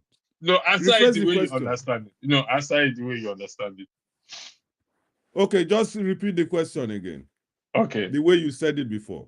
Within the confines of marriage, should head be given? Okay, now I get what you are talking about. This place I live in Sweden, maybe that's why you asked me to know how it works here. Within a marriage here, I live in a mixed marriage with a Swedish lady. In a marriage here, there's no head. Everybody is the same. If, for example, I don't know if I'm diverting from your answer, but no, if I understand what you are talking the question about, the way you understand let it. me try to say the way I understand it. Should head be given? Should there be a leader like Africa? The man is the head of the marriage. You know what I mean? That's what we believe there. But here, and in my own life as a person, married man, there's no head. In religion, in Christianity, they can say the man is the head of the family, religious level. But in this place, it doesn't work like that. A marriage is mutual understanding between two people. Nobody is the leader. Because when you want to pay house rent, you bring your 50%, she bring her own 50%. When you go to market to buy something, you bring your 50%, she bring the 50%. Everything is shared equally. And that is why we live a peaceful life in my family. There's nobody saying you are oppressing or I'm oppressing. You understand me? Do respect yourself, finish. Thank you. Thank you very much. I am going to go to the next topic. So we're not going to dwell on those in the comment section. None of you will go to heaven. How you make it, you will never go to heaven. Keriba, you will not make it to heaven. All those of you laughing there, you will never make it to heaven. The gate of heaven is shut against you on earth. Electricity, is there any heaven in this world? Or it's just a fallacy? Is there anywhere called heaven? So, listen, let's throw the floor open because it's becoming interesting now. I'm going to throw the floor open, but KJ is still our man here. Listen, Christianity is very important. Let me use the word Christianity. Christianity is shaping after Christ. And if we don't, for those who believe in Christ. But beside that, like what KJ said, morals, see, I don't want to say it's our culture. It's not a cultural thing. It is should be a way of life everywhere. Respect is not a cultural thing. It's a worldwide cultural thing. How we define respect is different. But the society we live in now, we don't know. Everything goes. Everything and anything goes. Some people get married to dogs. Some get married to cow. Some say they are married to their tree. Some say this. Anything goes. And how we are going to deal with this in the next coming days, years, particularly with our children, it's a very serious issue for us to do. Next year, we're going to Iroko Post. By God's grace, from January 1st, we'll be migrating to Iroko Post. It's not going to be Dr. Damages again. Dr. Damages is going to be splitting from Iroko Post, and we're going to Iroko Post. So going forward, I want to leave the floor open. We have one lady here, which is Madam Gladys. She's going to have opportunity to speak anytime she wants to speak in the matter of Nigeria. What is the way forward in the matter of Nigeria? We've seen the stampede. We all have expressed that it happens every year. What is the way forward? Are we going to continue in the same trajectory? Where is breakup the solution? If it is, let's stop beating around the bush. Let's just do it, just like Nike logo. Let's just do it. If breakup is not the solution and the solution is fixing Nigeria, let's fix it. How we'll fix it ASAP. It brings us to the matter of daily me. Injustice for one, injustice for all, the corruption in the judicial system, the corruption in the executive, corruption everywhere, not just in the judicial system or judiciary, everywhere. So the question is, how do we achieve a country that we desire and stop this talk and start to act? It's an open floor. Please, let's maintain decorum. Let's respect one another. Let's be conscious of the time when we are speaking. Anybody can interject you. I'm still the moderator here. We've come to the crucial part of this our morning here to me. I don't know, evening to you over there. What is the way forward for Nigeria? It's an open floor. So take turns, please. Thank you. Well, I'll go first. First, let me say that I'm very proud of Madam Gladys Onyabo and our border revolution for still showing that chastity, that purity, that integrity and impeccability of Nigerians.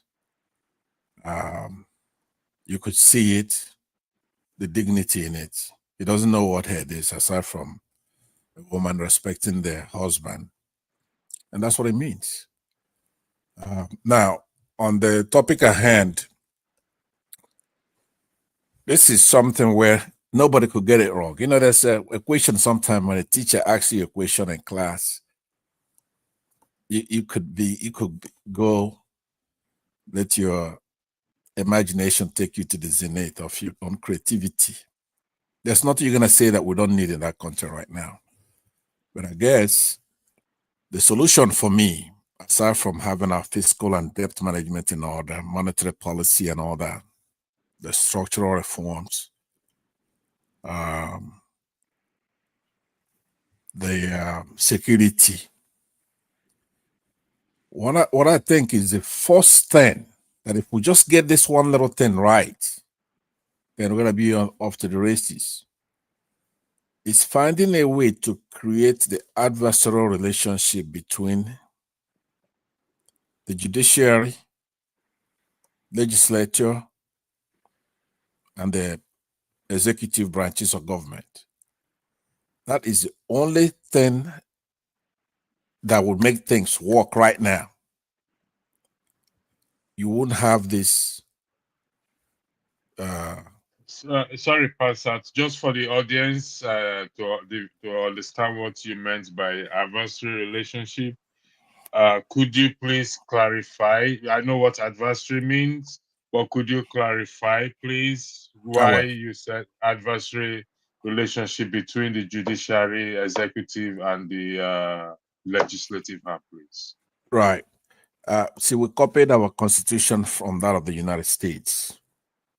The way they have it is 3 co-equal branches of government.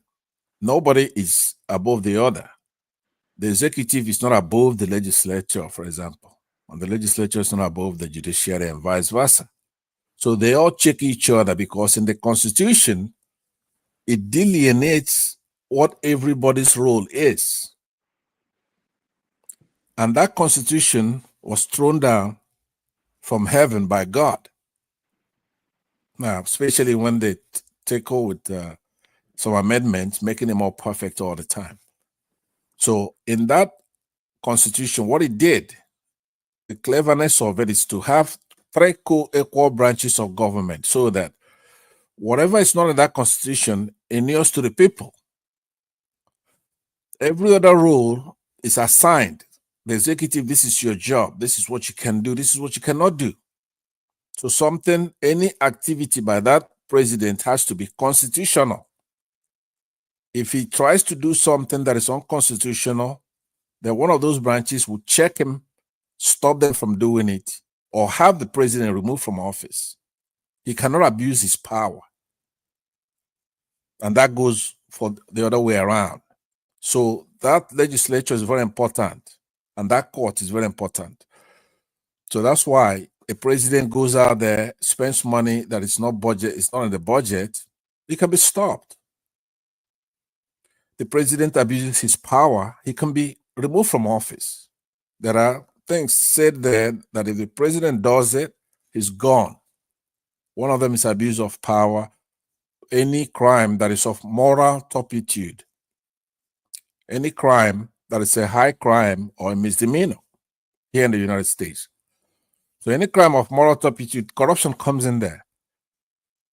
And then adversarial in the sense is adverse, like a conflict, like a not friendly.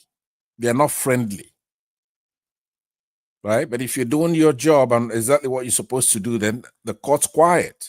It's probably one of the quieter ones of that three branches. It doesn't really do anything because they're not elected. They cannot do anything. But if you break the law to where a litigant or somebody, the state or anybody will take you to court, then they're very active and they can do a lot.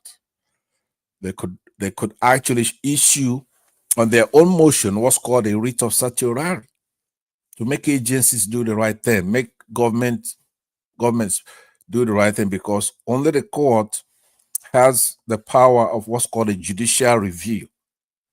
So now, all these other things that I'm talking about happens in our country, but there's only one thing that's gotten worse. I mean, it's unacceptable. It's where you have the Nigerian Senate or the National Assembly as boy for the executive branch, where they could do anything. When they send a bill there, it scales and goes to second reading within a matter of hours or days. We're a bunch of animals if we let that happen or continue to happen. So my first solution, if we cannot get them to do a new constitution, is to first find a way to create that adversarial relationship. If it's something that could be done from outside via our courts, then it could be done. And once that's done, we're going to be home free. Somebody like Akpabio should not be a Senate president. He shouldn't be a Senate president, and we all know that. You know, if I'm him, I'd be very, very ashamed of myself. You know why? Now, this is probably where you're going to get upset about what I'm about to say here. Now, people from his side of the country are usually ridiculed about their one of their idiosyncrasies. We all have idiosyncrasies tribally. And one of them is that they're like boy. They like to serve. Why would you, as Senate president, that you have the honor to be a Senate president, a co-equal branch of government, and you're going to let a geriatric thug, somebody who didn't even win an election, somebody who rigged an election, just tell you what to do? It's unfair. So he ought to be shamed everywhere he goes.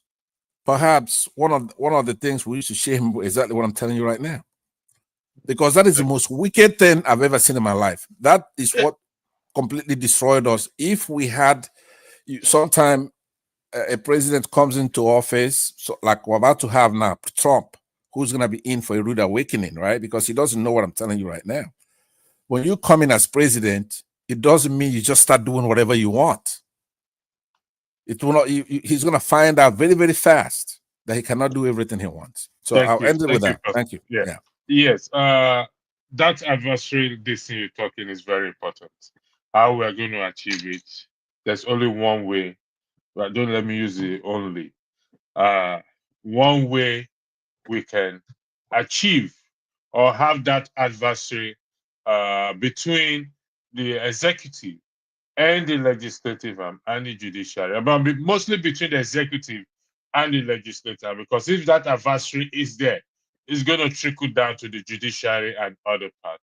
It's for the citizens, you and I, to start to hold our legislators accountable because they work for us.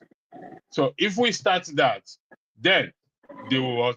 The legislators will now become adversary, even though it's not adversary as enemies, but to put checks up, to checkmate each other. They will start to checkmate each other for the good of the nation. That is my own view in terms of, and that is why I stand on section 6869 and 110. I will never move from that position.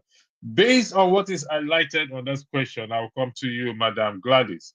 Unity is the way forward. Sitting on a round table is the way to go. We have a section in the country that wants to break away. The IPOB, the Oduduwa, the Ijaw Nation, and the whatever it is. Should they all come on the round table with the government and sit down and discuss the way forward for the country, including breaking away? Do you think that is possible?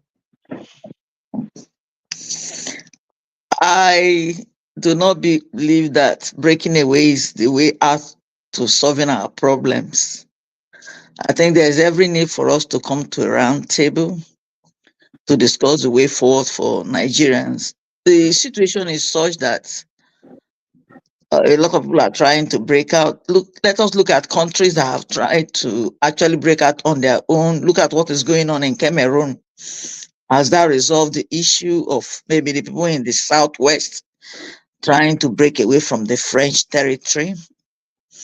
And then if we come back home to Nigeria, saying a lot of people are agitating, they want to break out. And those who are actually trying to break out, people regard them as Judases or people that are not interested in making Nigeria one.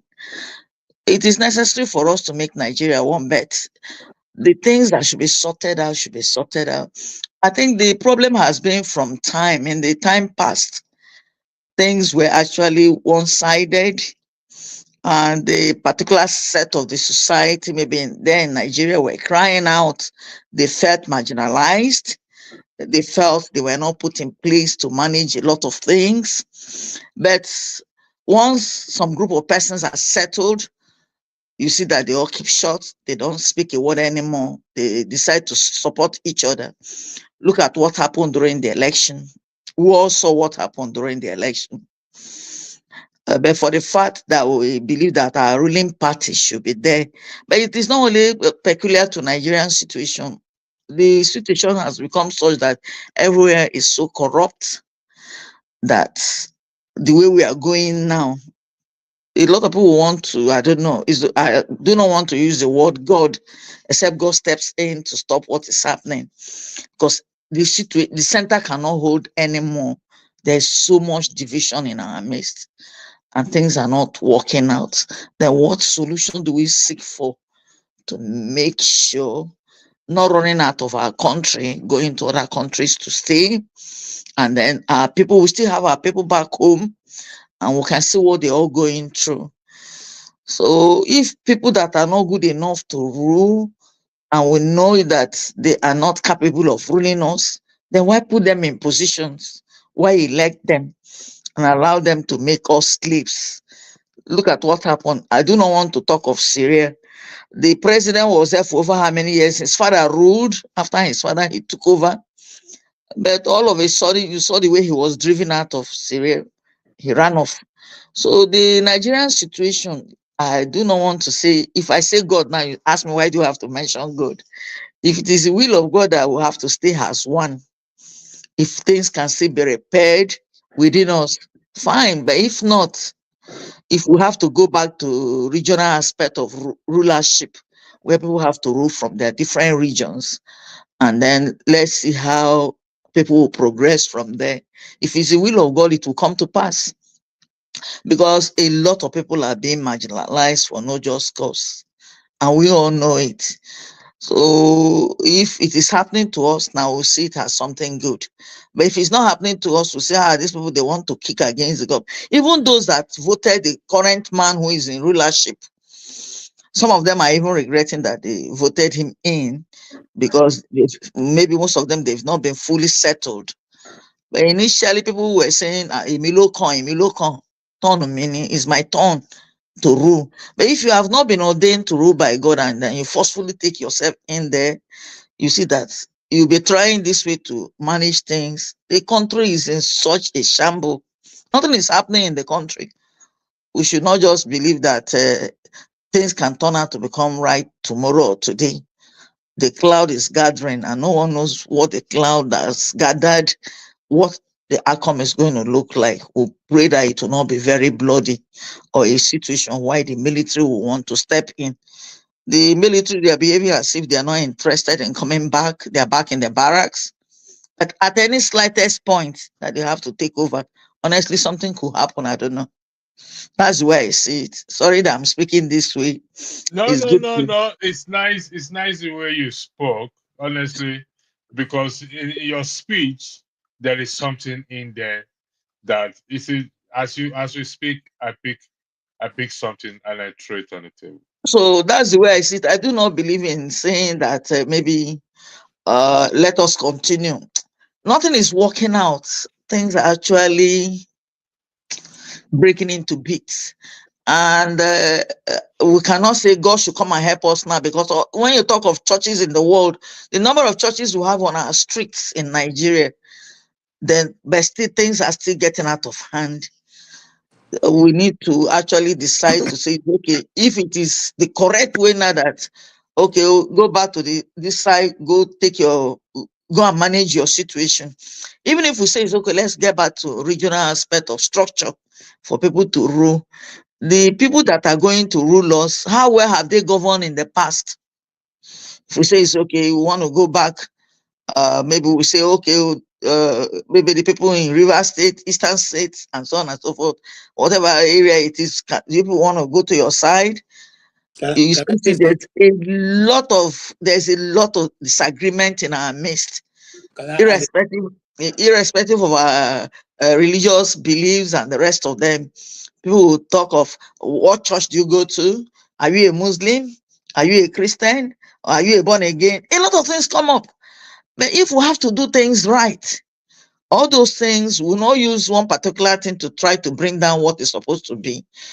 And like I said, the cloud is gathering, and the cloud that is gathering, even those who see visions know that, except if the mighty hands of God Almighty steps in, the Nigerian situation could become such that one day maybe we'll just wake up and then we'll hear the martial song going on, and that's it.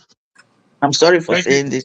Thank you No, so no, much. no, no, no. Listen, Madam Gladys, you've said something very important. You've just shaken the table, or you shake the table, and I'm going to let's be realistic for ourselves. What is the will of God? Is it war or peace? Stay together or division? So those of you that have insight into the mind of God, those that have insight, because this God thing in Nigeria, it's getting out of hand. So the last topic here is, what is the will of God for Nigeria? Is it war, division, peace, IPOB breakup, Yoruba nation? What is the will of God for Nigeria? Is the will of God for those people in stampedes to die? A lot will die as a result of bad roads, no good health care, no electricity, no food. So is that the will of God for Nigeria? Because Madam Gladys just So, KJ, the floor is yours. Focus on the answer because you have the question. You know the mind of God. What is the will of God for Nigeria? War or peace or division So or after peace? KJ, it's me, Abby. You go, then I go, Mr. Tony. Welcome, Soli. Thank you for joining. So, All right. KJ, make it Madam brief. Gladys, thank you for your contribution. The will of God concerning Nigeria cannot be far-fetched. What is His will? His will is captured in when the disciples asked Jesus, "Teach us to pray." He said, "What? Pray this way: Our Father who art in heaven, hallowed be thy name. Thy kingdom come. Thy will be done on earth as done in heaven." The will of God is to see the kingdom of God, the kingdom of heaven being brought down on earth. If you look at Nigeria and it's not like what's going on in heaven, then you know we are not within the will of God yet. Having said that, I want to say to Madam Gladys, nobody is coming. There'll be no martial music. All the people who are supposed to have hot heads have been removed from the army. The ammunitions have been taken to a secret place where you can't access it. You can't take over a country without those things. So nothing. The people who are supposed to be, in the side of people who are all fat. They are all, milking and sucking the blood of the ordinary Nigerians. So nothing. The only time there will be a problem is if the money is not going around and reaching their hands. But right now the money is going around. All of them are living in, like kings of, like the emirs of Brunei, So they are all having a swell time while the majority of people are suffering in squalor. So nothing's going to happen. Now, the will of God. See, I want to put it very clearly. The will of God is the will of God, but the will of man is much stronger than the will of God. And I say that because God is not a man, God is a spirit. And God has given man authority over this earth. And God has said that for any spirit to operate under this earth, you must have a body. And that body is the body of you and I. So sometimes that's why sometimes when people argue and say there's no God and all that nonsense, but they believe there's ghosts. They also believe in their juju people who do juju. So if those things can exist, why don't they think that there's no higher power that created those things that exist? Anyway, that's a discussion for another day. I just want to put it clearly that God has given us body, and for any body, any spirit to operate on earth must have a body. And that's why certain people possess certain people to be able to use them to perpetuate their evil here on earth. Because that is the rule, number one rule to operate on earth, that you must have an earthly body. Now, having said that, God has given Nigerians an earthly body and given us an understanding of what it is to be in a country that all things work. God has given us also knowledge and understanding to the people who are supposed to be like leaders, and they refuse to use that brain God has given them. Since God has given you and I hands to be able to work, God will not come down and cook our food and give us water to drink, clean water to drink. We need to do that one ourselves. You see, there are certain things we do in Nigeria which we pray for, which is not supposed to be part of our prayers. But praying for light. And I remember I used to pray that prayer in Nigeria, because you pray and pray, Father, let this NEPA, they eventually come. Now, that is because we have refused to develop our people. I don't know anywhere people pray for light. Until today, people are still praying for light. We pray for light, you pray for water, you pray that you be able to find how to get your office and how God will help. So God has been doing a lot when it has to do with the man in Nigeria. But that one of God coming down now to help us take over, he's not going to do that. Nigeria started destroying Nigeria. I'm coming, that's my last point. And Okay. I'll probably say good night. Nigeria started destroying Nigeria after the Civil War, okay? Because before the Civil War, the country was divided into three parts, okay? And those three parts was as a written constitution. That was the agreement that the forefathers, our founding fathers, so to say, agreed on. There was a Western region, which came by what do you call it now? Referendum. There is a north, there is the south, there is the the East, there's the West. And then when that evil intent came, they decided to start dividing the East and making more, making sure that a particular set of people are reduced to just a small portion. It's deliberate. The former arrangement before 1960, before 1960, was a meeting. Everybody sat. It was agreed. This is what we want. This is what we want. This is how we want to operate. But when creation of states started after the war, whoever asked you, nobody ever asked you whether this is how you want your states to be divided. Did anybody come and hold meeting with your people? No. Did anybody consult anybody? No. They just sat, the military goons, and they said that this is the way they want to divide it. And since then, it has been constantly been divided in the way that suits those who feel that they have the power to do the things they want to do. Now, there is no country that can exist without justice and righteousness. I mean, that can make progress. As long as you continuously to oppress a particular people, the poor, the downtrodden. And if you go that, we go to Amos. Amos talk about the cows of Basher, where you decide that all the things you are doing is to make sure that the poor constantly remain poor, and to the end, the point that they start eating their children. There's no way that nation can go forward. Okay, look at what your president was saying on TV. In fact, I was so annoyed that I put it off. You are saying that the people who organize it should take the blame. You don't know that the state is supposed to put parameters in place for such a thing. You don't know that it is the failure of your own government or the government of Nigeria to not have put things in place that will safeguard the lives of the people. So a lot of things need to be corrected. But since nobody wants to discuss it, we are going to continue to go this way. And I tell you the truth, madam, nothing will happen. Thank you very much. Thank you. Thank you, KJ. I appreciate your analysis, and like I said, Madam Gladys, you shook the table. And Revolution. Then you, then Tony, then Sully. I'll go to Sully.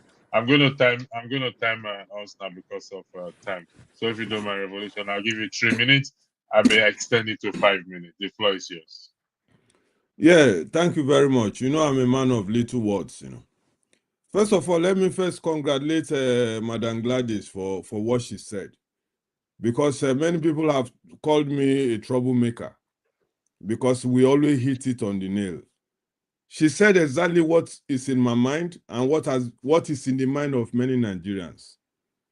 People are thinking that the military have been compromised, they are just watching. But I remember one of the generals, they asked him one time, why do the military come to power? He said they come to power when they see that things are getting bad.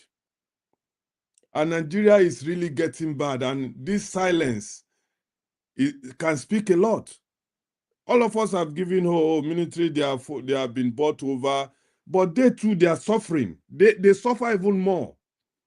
It's not easy to be on the road collecting money now. It is easy to just stop people, force them to give you money. It's not easy.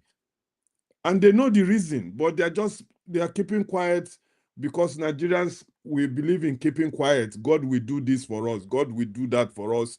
Things will change. Let us go and pray. And this is what most Nigerians believe in. Nobody want to die. Nobody want to protest. Anybody wake up protest. There will be a lot of groups that will put it down. The last protest, what happened? We call for revolution. Boy, that one no go happen. It happened here. Nothing happened. And they give these excuses. But there will be a time something will just happen unexpectedly, which I'm praying for. Let's keep that our Nigerian prayers going. I'm praying for that one day some military guys, because they are the only hope we have now, whether we like it or not. They are the only hope that we have now, that one day we just hear this that new music that we used to know them when they are coming in. I just feel that something, when Madam said it now, I just say, I think, say, no, let me, they think that way. So that somebody not seeing such a thing. Dividing Nigeria, I've said it over. I will support any group that wants to divide, but I don't believe dividing Nigeria will solve our problem. Because all this, our problem is in all tribes. All this, what is killing Nigeria today, you find it everywhere. Igbo, Yoruba, this and that. That thing is there in all tribes. Nobody wants to speak the truth. As far as you are part of the ladder, eating from Nigerian system, you keep quiet. You don't want anybody to talk. When we put it down to discuss as we discuss now, some people will come, they think we are joking, or what we are saying is just, I have so much time to come on Dr. Damages and spend 3-5 hours. I don't have nothing to do. That's how some of them put it in. Before you know, confusion starts. They say, look at you people. You are fighting. How are you going to? But I know, Mr. Andrew, because I think we are rounding up, that one day, believe me, I'm not calling God to intervene now. One day, these people destroying Nigeria will have a shock of their life. Thank you. Thank you very much. Mr. Tony, the floor is yours, please. Got 3 minutes. I'm going to extend it to 5 minutes. Thank you. Well, so many people have preferred different solutions to how Nigeria can be rescued. We've been talking about it for ages, for years. But I think I picked something from what KJ said. And that is, if you do the right thing, you prosper. And I believe that because the Bible tells me so too. So whatever it is that we're going through, if you look at it, the bottom line comes to the fact that we are not doing the right things. And if you don't do the right things, people will be aggrieved. Let me give you an example. I was watching a video yesterday or a day before, and it was a story of a man who was owing somebody 250 or 220,000. And maybe because the man has connections, he went and locked up the one who took money from him. And the man died while in police detention. And the IG, I think, went to commiserate with the family in Ibadan, which is a good thing. But he said something that when I heard, I just shook my head. In condoling with the woman whose son died because he was owing somebody, he said that among the things he said, that is the will of God. If it's not the will of God, the guy will not have died. And I just shook my head. You see, a lot of the times we bring God into things that God has absolutely nothing to do with. If you go to vote, and that's a common cliche that I hear, they vote people in, and they would say it's the will of God. God doesn't vote. God doesn't have a vote. He doesn't go to vote. As you make your bed, so you lie on it. So basically, everything that we are saying here, we have said, just boils down to one thing. If you do the right thing, you will prosper. A nation that does the right thing prospers. It's as simple as that. Whether it's a traditional society, whether it's a modern society, and we know what the right things are. And since we have been referring to the Bible defines for us what are the right things that you should do. If you're a leader, what you should do, what the relationship between the leadership and the led should be, and what the responsibilities of the led should be to the state. Some time ago, we were talking about loyalty to Nigeria. It's a two-way traffic. If a nation that does not believe that you exist, why would you be loyal to the nation? Why? To be stupid of you. So the long and short of it all is that we know what the problem is.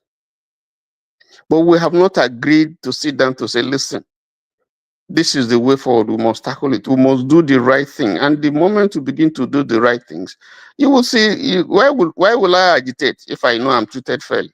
Why will I? Why? But I will agitate if the things that are due to me are not given to me. If you are treating some people better than you are treating the other people, I will agitate. If I go to court, I don't have money, and you say that the judiciary is the temple of justice. So if I go to court and I present my facts, I can get justice. And I go there and I present my facts and I don't get justice.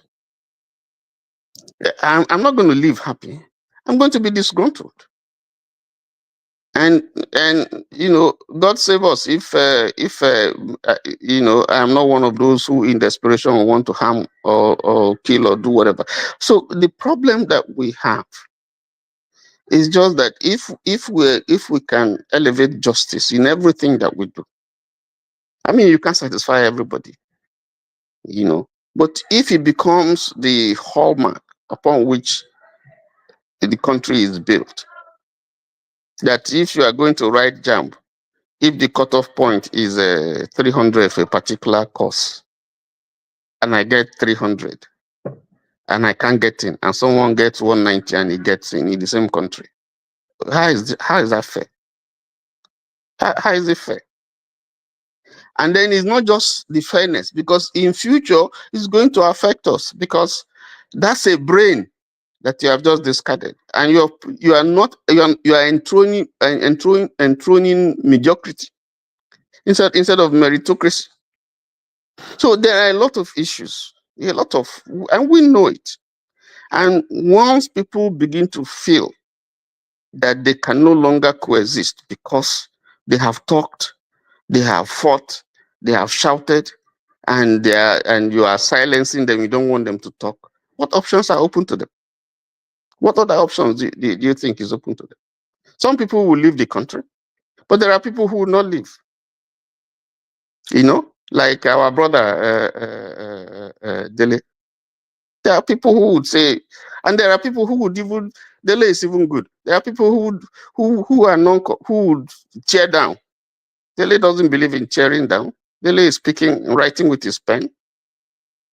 But there are people who will go beyond that and say, no, this time we have to do something more violent.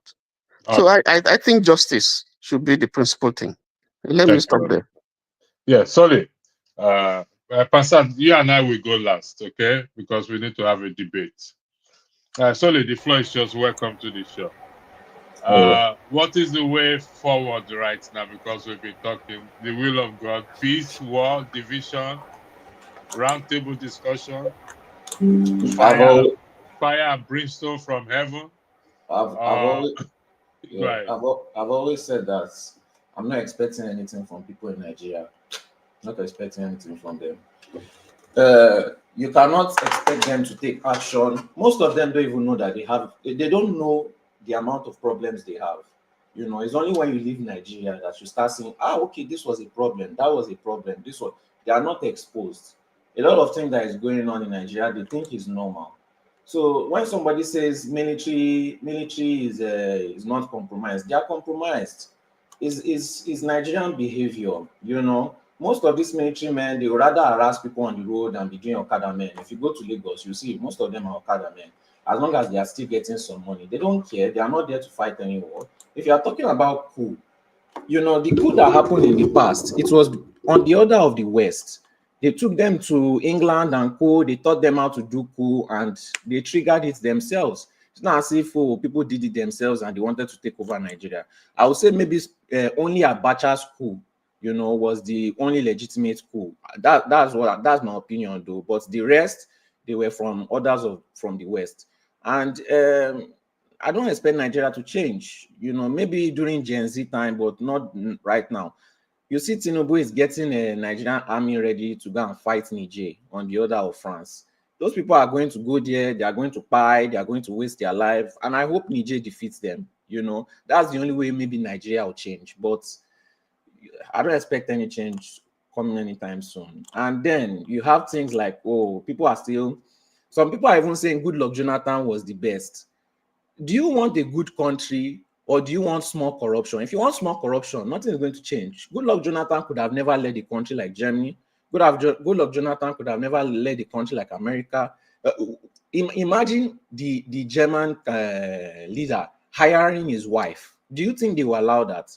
So either you want something good, or you just want your little corruption as usual, and everything will become fully bad again. So then you have people like Obi supporters. You know, I always say that Obi supporters have no problem with the corruption that is going on now. They only have a problem with who is sitting down there, right? You will see Obi supporters, they will say they are IPOB. You will see Obi supporters, they will say that they support Nnamdi Kanu. It is impossible. You cannot be an Obi supporter and you cannot be an Nnamdi Kanu supporter, because Nnamdi Kanu hated Obi. Nnamdi Kanu always insulted Obi. So if you are an Obi supporter, then that means you are going against what Nnamdi Kanu said. You know, it doesn't make any sense. That is why I said Obi supporters have no problem with corruption. Obi will never arrest Atiku. Obi will never arrest Tinubu. Obi will never fight corruption. He will only reduce it. And then maybe after he leaves, corruption will go up again and nothing would have changed. If Obi goes and contests for this election again, Tinubu is going to surely win. I guarantee you that. And after that, he's going to pass it on to the northern leaders, and it will go on like that, and these people are going to pass it on to their children. And their children, if you think Tinubu is wicked, wait till their children comes there. Their children see you as their inheritance. They don't even see you as human beings. So that's just how it's going to play out. I've always said this. Let us take our funds and sit it at home. Stop sending your money to Nigeria. That is it. You are funding your oppressors. Whether you think that you are building house in Nigeria, whether you think that you are giving money to your family, whether you think that you are helping people in hospital, you are donating, you are funding your oppressors. The money that you send to Nigeria is more than all the investments that is being sent to Nigeria. It's more than all the loans that they've been collecting. You are funding your oppressors. Whether it's $5 you send, whether it's $20 you send, you are sending more money than these people can ever get from Nigeria. You are funding them 20 times, 40 times the money that they can ever get. If you stop these funds, don't you think that is going to collapse Nigeria? If you really, really want the collapse of Nigeria, stop sending your money. We abroad are the only ones that can change that country, in my opinion. Nnamdi Kanu change it from outside Nigeria. Everybody that's changing it, they did it from outside Nigeria. Stop sending your money to Nigeria, even if it's for 1 month. And I promise you, these people will sit down on the table with you and ask you what you want. They don't fear people that will come out here and be talking. They fear people with money. They fear people with guns. But you see, some people are still, after this, they will still send their money to Nigeria. You are funding your oppressors. That is the thing. They need your money. They are making passport easy for you so that you go outside Nigeria and you work for them and send money back. That is what North Korea does. Sorry. Yeah. Let me ask you this. Listen, I don't disagree with what you're saying. We in diaspora, we sit in a privileged position to effect change. How do you think we can achieve this, not sending money home? You also made a valid point. Atiku, Obi become president can never arrest Atiku. So it's just, if people have abused me or called me names because I said the Obi ship have sailed into the ocean and it's not coming back again. So some people say I should not mention Peter Obi's name, as if Peter Obi's name is God. It's God. I mean, they are the one that give Peter Obi the name. How do we achieve this thing now? That is the thing. Well, you can start on platforms like this. You can go to different platforms. There are many platforms. There are northern platforms, eastern platforms, southwest platforms. Everybody discuss about this. You can start the hashtag. Then you can go to these money exchange apps. All these apps, all these people that send money from abroad to Nigeria, and discuss with them. Let us just do it for 1 month. Just 1 month, you know, even or just 1 week. And we will tell them it's for the greater good. Let us see the effect. That is just it. And I promise you, if you can achieve it once, we can do it again and again and again. When these politicians do something that we don't like, we threaten them and we do it again. That is just it. There has to be a work that has to be put in it. You have to get your files ready, list down all these platforms, list down all these applications, list everything down. You have to put in the work. But Nigerians don't like to work. That's the thing. Do you think, yeah, okay. Do you think those who are running this business will agree with you or with us that, we are not going to do transfer, with for you for 1 week. People like Lemfi, people like what do you call this? Western Union, all this money transfer. Do you think they will agree with us to say, okay, you know what, we are supporting your cause, we are not going to send money for No. you? When you're talking about things like Western Union and MoneyGram, I don't expect them to stop because those are Western companies. I'm talking about all these like local companies that send naira. I can't remember their names. And even if they don't stop, we have to find a way to entice them. But at the end of the day, I believe it's not going to be that hard. All you have to do is keep your money in your wallet till next month. You are not going to lose a dime doing that. You are not going to lose a dime doing that. And if Nigerians abroad refuse to stop sending their money to Nigeria, then it is hopeless. You know, if we abroad cannot organize, then don't expect people in Nigeria to organize. Stop insulting them. Stop telling them that, oh, this is what they must do. Stop telling them that, look at you, you cannot even organize yourself. You are doing stuff. Leave them alone. If we abroad cannot organize, leave the people in Nigeria alone. Thank you. Stop So expecting anything from them. you have a point. If we are not organized, Yes. because at the end of the day, you know what some of them tell me? People just sit down there and talk. That's what we do in Nigeria. So we are just sit down exposed, there, we are talk enlightened. and fight, and there's no decorum, and you expect telling us in Nigeria that we don't have decorum. I just feel embarrassed and say, God, not your fault. I don't blame them. But I believe it's possible because when you look at things like these Biafra people and IPOB, they are able to organize very well. That is a large chunk of group. If we can convince them, I believe we can convince the rest. Okay. Yeah. All right. They are the best in organizing, and Yeah, they always follow their let me respond to Solly before it's my turn for the actual stuff. Solly, good to see you again here. And I'm a Biafran, so you're talking. Let's just go direct to the horse's mouth right here. I'm a Biafran, I'm a Southeastern, I'm a pure African. Okay, Nigerian. Pastor, let's do it this way. Yeah. Let's respect ourselves, but let's argue against each other. Or views and opinion. I want to make it open, but let's respect each other. Solely can interject you can interject you. I can interject you. Tony can interject. Revolution can interject. I'm still a moderator, but I also want to be a panelist on this argument that Solely has raised up, because he made a very important point. P2B, Atiku, and all those things. P2B being the king. How do you call it? I give him a nickname, peacemaker, and all this kind of a thing. So let's make it an open. So, Pastor, the floor is yours. Anybody can interject you. Anybody can interject solely with respect.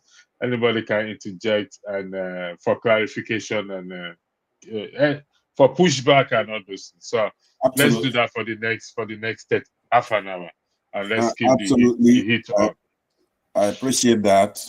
We're gonna be polite and we're gonna be civil, but there's one. You're just a moderator. I'm an older guy, right? In Africa, respect is not reciprocal.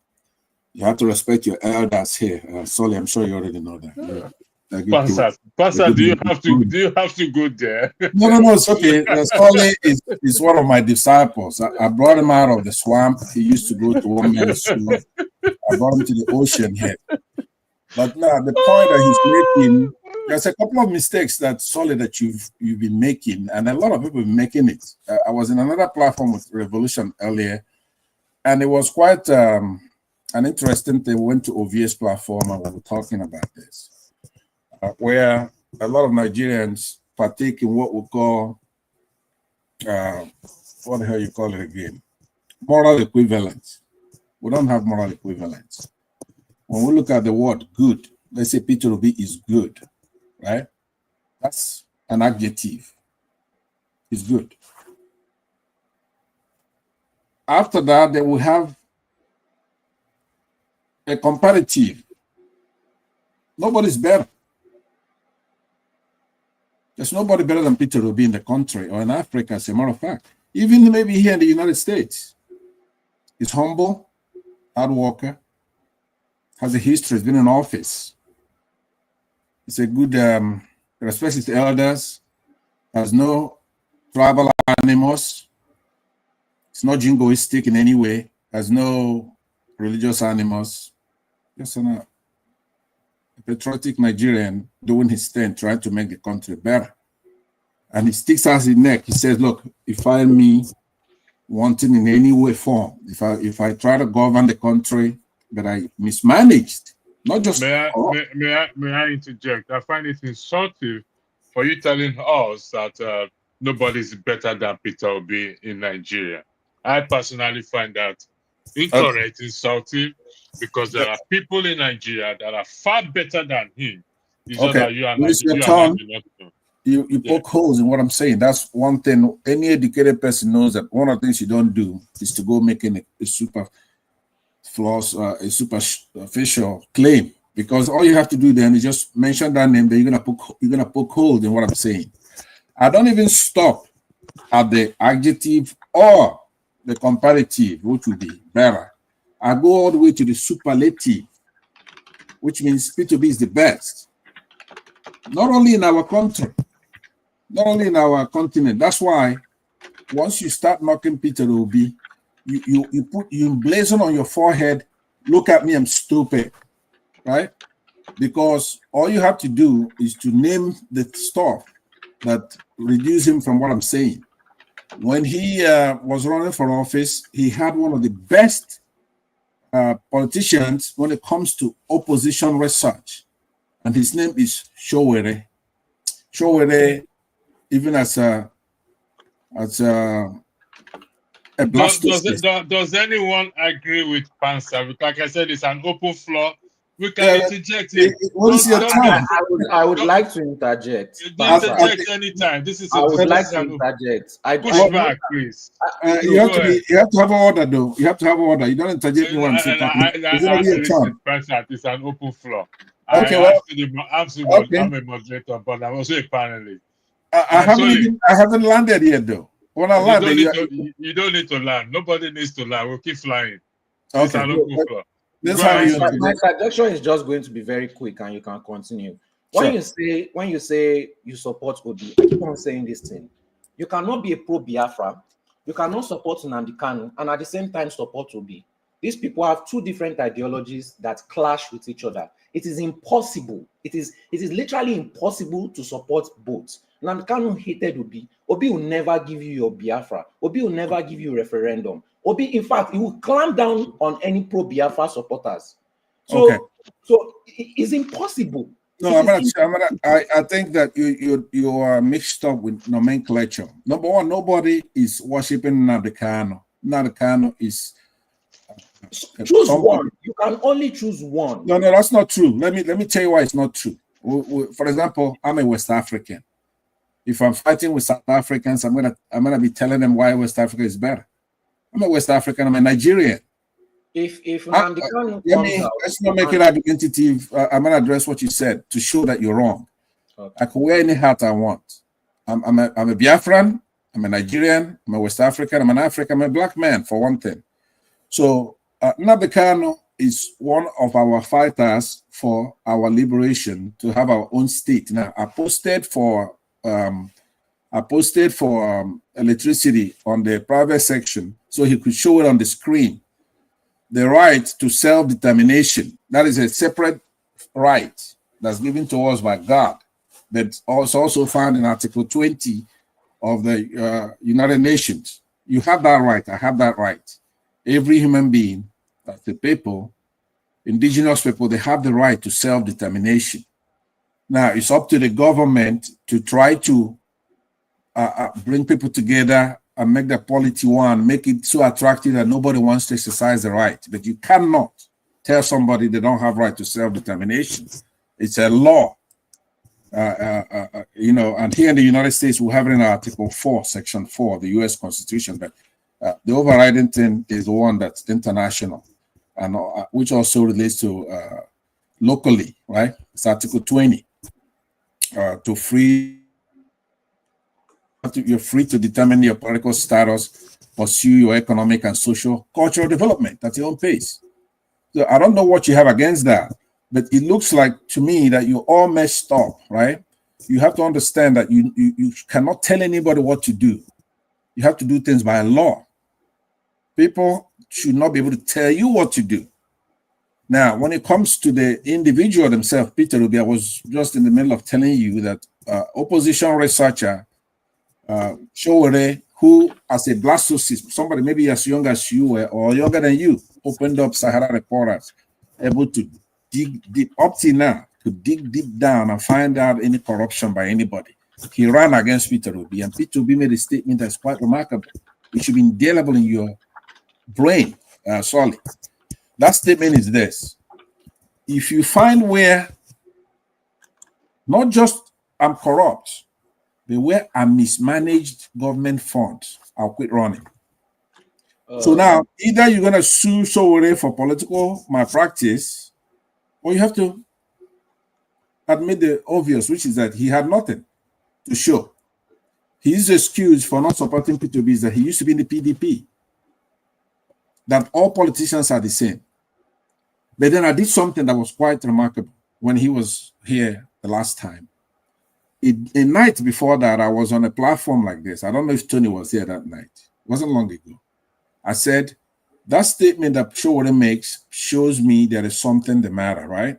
I'm going to find out. To me, I believe that what he means by that is that Showore is a communist, right? Because that's the only thing, the next source that P2B, Atiku Abubakar, and Tinubu have in common. There's one thing they have in common. That's one thing that makes them all the same. The economic system, they're capitalists. And then, coupled with the fact that Showore wants to come to office by revolution, that makes him a communist, not a socialist. Now, hold on, because I know you live in a socialist country. So now, let me. I'll bring it on home. The floor belongs to everyone of us. Yeah, but you said it's conversational. If they want to interrupt, they can interrupt. But it's not. You're not making a conversation. I got you. Let me bring it on home.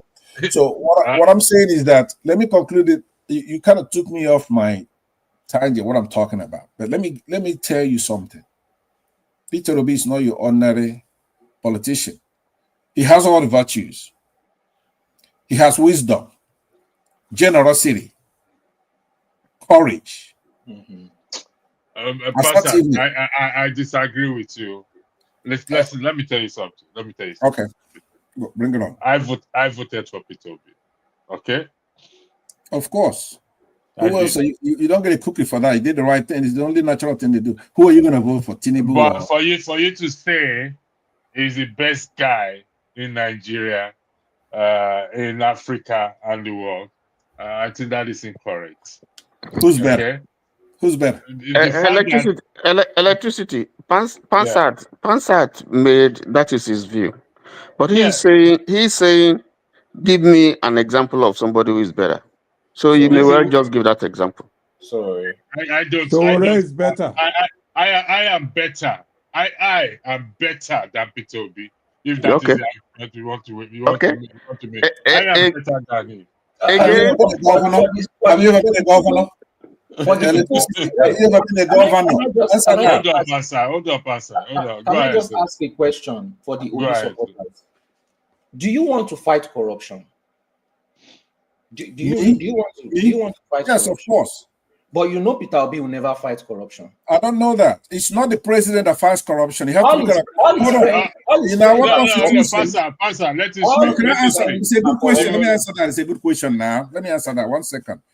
In our constitution, I think you're misguided. It's not the president that fights corruption. We have constitution. We have 419 of our constitution, 420. We have all kinds of agencies that are supposed to fight corruption. As a matter of fact, the worst thing anybody wants is to have a president fighting corruption, right?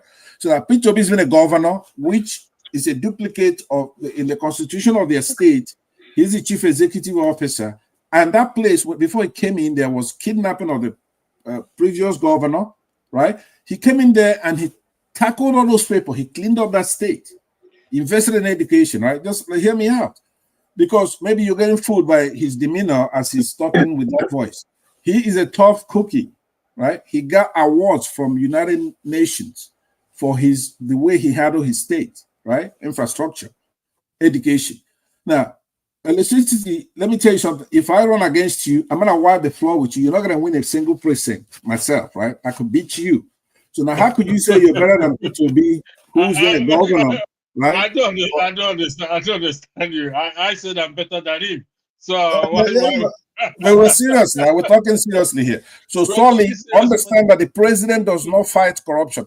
Anytime you have a president fighting corruption, that person is a dictator, and he's gonna be in. He's gonna be impeached for abusing his power. You see what I mean when I say Solly is better than Peter Obi.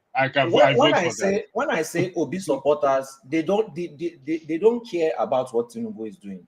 They just don't like that it's Tinubu that is there. Obi supporters and Tinubu supporters, they are birds of the same feather. Just from that's another thing you said that I want to respond to, right? Okay. You have to be, certain things are settled. Tinubu is no longer an enigma. Like say, I built Lagos. He's been in office for over a year now, right? Usually people get 100 days grace period, right? What they call a honeymoon. Now he's turned out the country to hyperinflation. What they admit to, our NBS, Nigerian Bureau of Statistics, about 39%, right? That's a high inflation. Our people are gnashing their teeth. Tinubu has no virtue, not one. He's a fraudster. He didn't win the election. He paid a lot of money for drug. He's a drug kingpin. Now, just let's put P2B to have some of this record. Let's say P2B paid $400,000 in 1990s US dollars for drug offenses, right? Would he even have a pedestal somewhere to stand on? You're looking at somebody who's a heroin. It's not just drug. Like, I know you smoke weed, right? It's not weed. We're talking about heroin, selling it to kids. And he ran home out of some kind of plea bargain. He paid. We know that's a fact. This is not alleged. He paid the fine for that, right? So now he's coming. He doesn't know his ass from his mouth. He came over the other day doing some kind of media event. He couldn't defend any of his positions. We have gasoline at over $1,000. We have our exchange rate from $1 to 600 maybe to over $1,500, $1,600, $1,700. Now, who's gonna like that? If it's Peter Obi that's doing it, nobody's gonna like that. No matter who it is that's doing what Tinubu is doing, nobody's gonna like that. So Peter Obi said he was going to do the same. I think that we are personalizing. I think we should focus on the topic. I think we should focus on the topic and let us avoid personalizing all these things. The focus is. And let it go around too. Let's go around. Let me land it by saying this. No, hold on, Pastor. Hold on. Listen, I don't understand what Tony is saying. We should not personalize. Could you clarify, please? Yes, we are discussing. The topic is, what we are going to do to make Nigeria better. And that's what we are looking at. Yeah. Yes, and if you are saying that Nigeria is bad because of Tinubu, that is wrong. If you are saying Nigeria is going to be better because of P2B, that is wrong.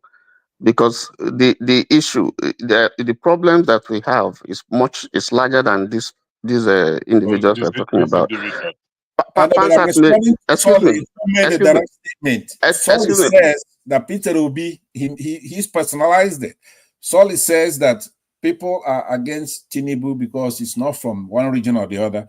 He's saying that P2B will not fight this and that. So I'm responding to what he says, but I understand what you're saying.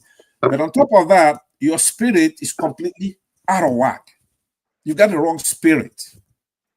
See, I could see through your soul as you're sitting there with your hold on now. I got you. Pastor, listen. What I'm saying is that what I'm trying to say. What I'm trying to say is that to make this as fun as possible. No, let's make it fun. It's Christmas. Yeah. What I'm trying to say. Land and then you go. I think it's your next. Please let it go around. I have something to say. Go ahead, Revolution. Go ahead, Revolution. Oh, you just want to cut me off disrespectfully like that? No, Pastor. Sorry, I'm not. Pastor, don't make this. Don't make this. It's not good to not let somebody land. That's the reason why.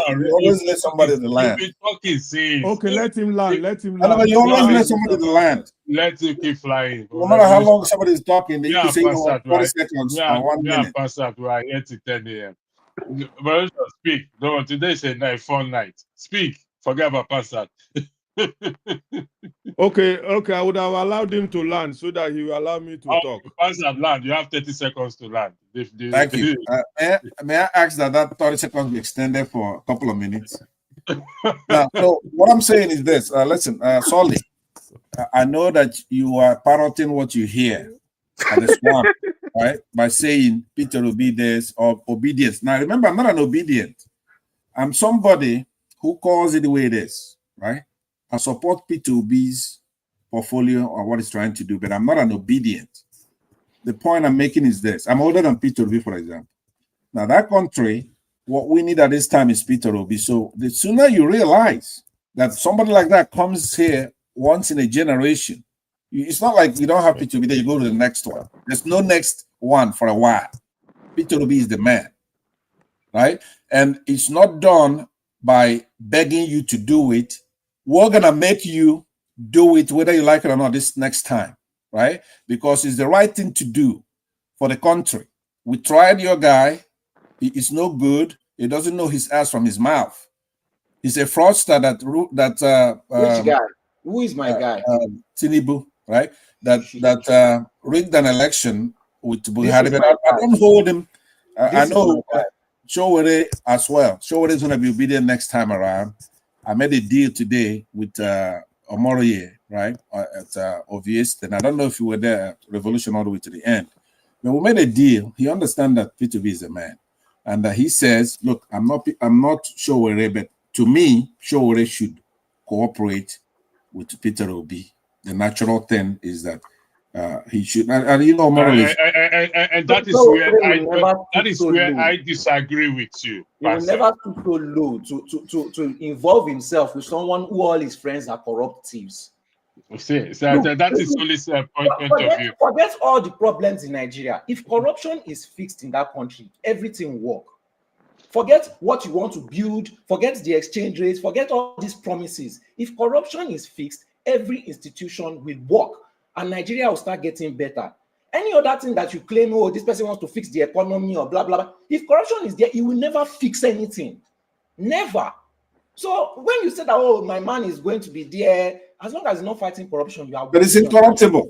And then you look at that's one thing. If you don't want corruption, then who is the best? It's somebody who's incorruptible.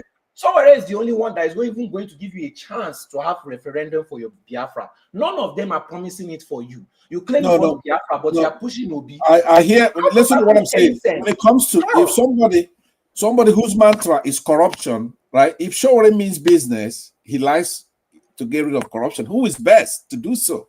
But the one person who was in office and he did not have out of all the governors, nobody's bought him a bottle of water, he claims. Now, if somebody could go there and find where, hold on. Peter Obi says, look, I was in office for 8 years. Since I left, the state has not bought me a bottle of water. I have not taken the state money. I saved their money. I left it here in this bank. I left that in this bank. Hold on now. So what I'm saying is that, okay. It's a simple question. Will Obi arrest Atiku? Yes, now. If he's EFCC, if he's going to arrest them, yes, he will appoint an EFCC chairman. Hold on now. Sorry. If Peter Obi is in office, he will appoint an EFCC chairman. Will they arrest them? Yes or no? So solid. Fansat is making a solid point. The job of the president is not to arrest anybody. That's not the job of the president. If he appoints, that's dictatorship. That's not the kind of thing we're looking for. Thank you. You sound like Tinubu supporters. You do know that, right? This is how they make excuses for It's Tinubu. My turn, oh, it's my turn. Then support Biafra. Rubbish excuses. This is how they make excuses. It's our turn, oh, please. Now the president is not fighting corruption. Really? If Tinubu said that, will you agree? Will you agree? But now you are pushing it for Obi. It is not the job of the president to arrest people. That's not the constitution Please, it's doesn't my give him that turn. right. It's my turn. You will be supporters. You don't want a good country. You just want. Constitution doesn't give him that right. You don't Go and want read a the good constitution. country. You just Exactly. want to be there. I've already for him. He doesn't want to listen. Revolution. Oh, Go on. Revolution, go ahead. Revolution. You can speak. Go on. Let Revolution speak. Okay, thank you. Support diaspora voting. I'm supporting it. Okay, you know, all these our obedient people, I respect your views because here is our have your say. But when somebody comes and tell me that P2B is the best in Nigeria, in Africa, and this, I will only say, okay, maybe that's your own view, to be respectful. But as far as I'm concerned, and as a Nigerian that loves Nigeria and is praying every day, not that God will come down, that something will happen in that country and something will change. And for those who are in line now, people who we know, talk about, Shore is still number one. I'm not saying this because of anything. You know, our people like to dance. I have a friend, he say, that means the dance a man knows how to dance. Anytime you hear music, now that same dance he go to dance. No matter how many years he be. Now that same dance where you know he go to dance. When we come to Nigeria, people will tell us that the president has the job of fighting corruption is not with the president. I just laugh at them. What do you mean it's not the job of the? So why is it there? Why is it there if the sole job is not to fight the disease that is killing a country? The thing destroying Nigeria today is corruption. And all these people telling us that corruption is not the job of the president are the people who are eating in that system. No, let me interrupt you. They say we can interrupt anytime. 30 seconds. Look. No, let me finish. No. You hold your peace. Let me finish so that another person will talk. I won't waste time.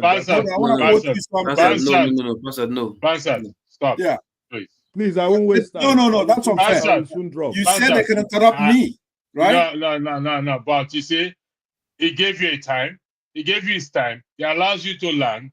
Just hold on, let him finish. Yes, I said we can, but we interrupted you. But at the same time, I allowed you to speak on as long as you did. But I wanted to quote him just let him finish, Pansa. Okay, that's what I just said. I will try again to interrupt you and quote you the Corrupt Practices Act. Right? It's important that you know this thing. No problem. Nobody's saying you will quote it. Just hold on. Go ahead, Revolution, please.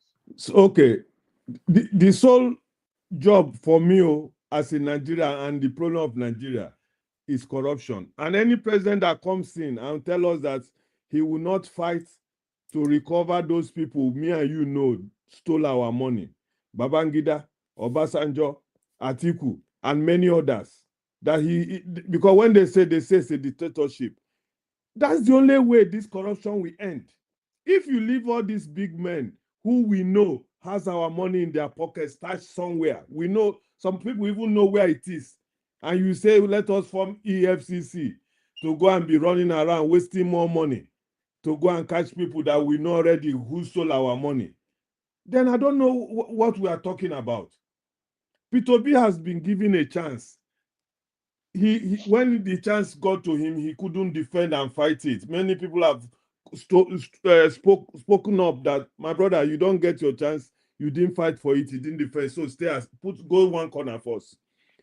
Shore is the next person that I know. Maybe another person can come up.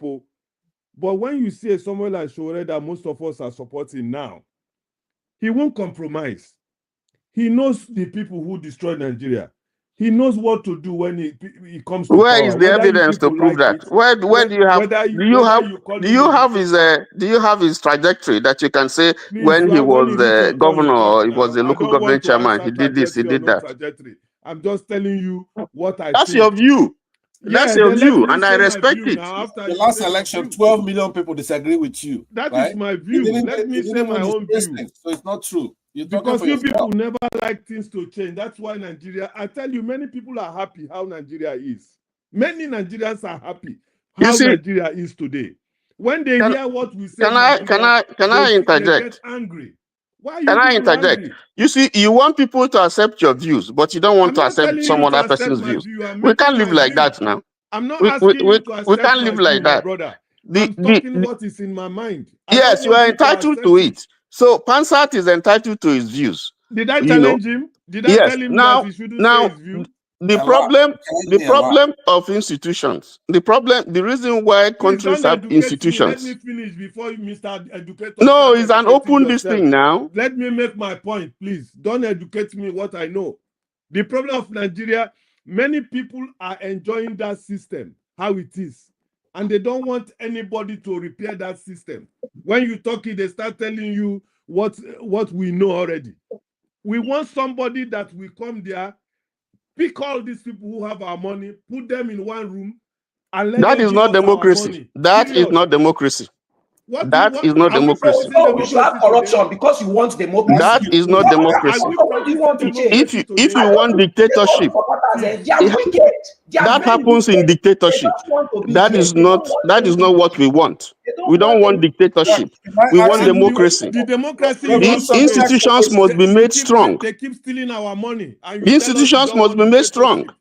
Revolution. That's how it works. Let me ask you a Let them question. carry on, Revolution. all these wrong people. Do you know that? Do you know what Shoda was accused of and charged with not long ago?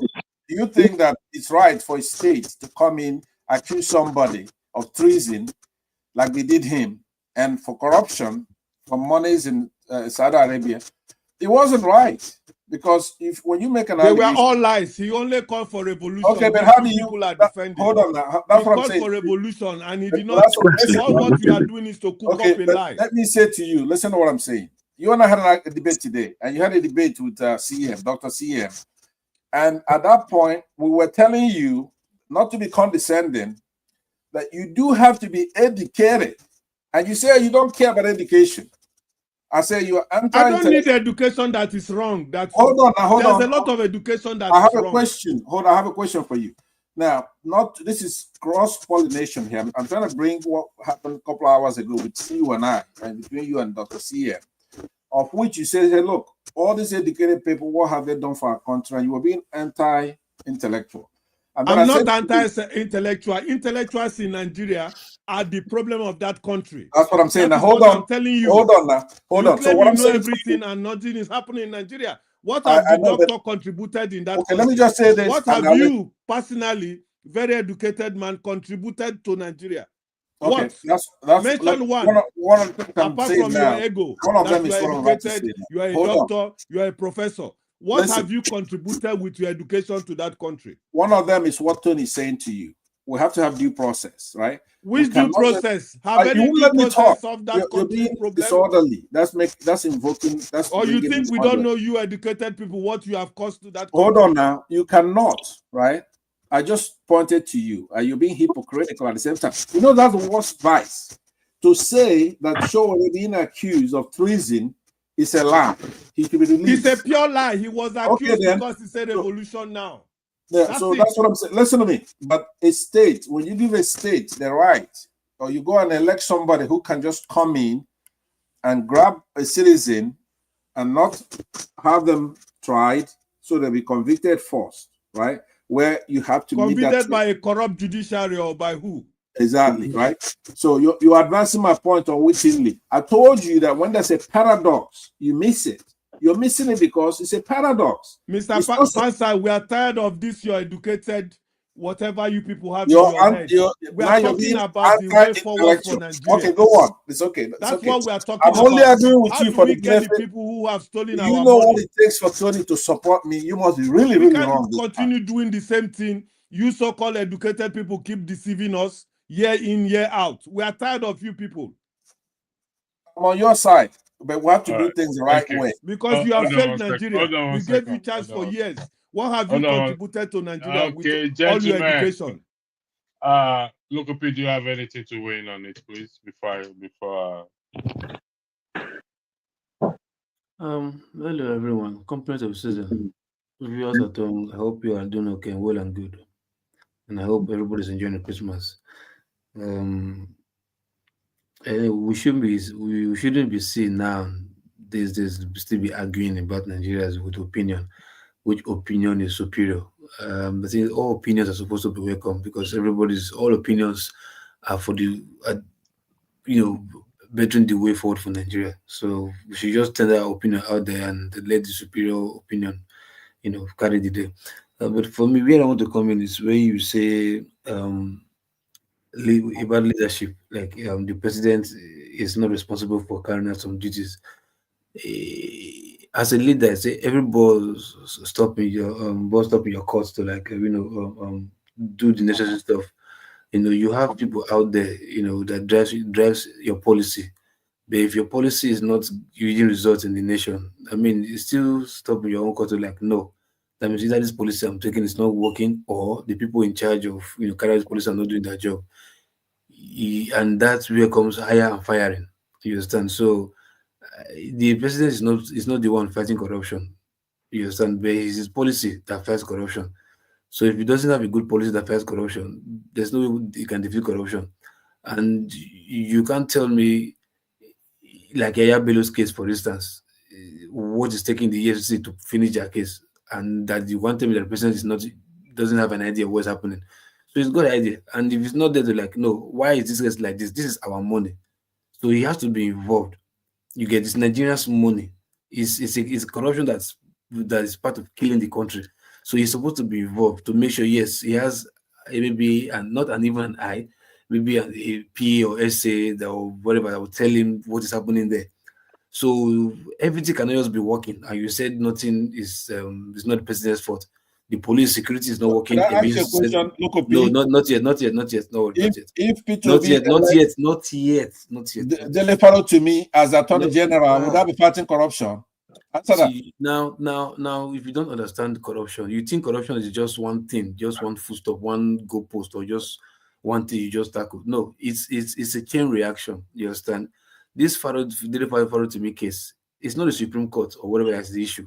It's the team, a league of corrupt judges, league that's interwoven together. You understand?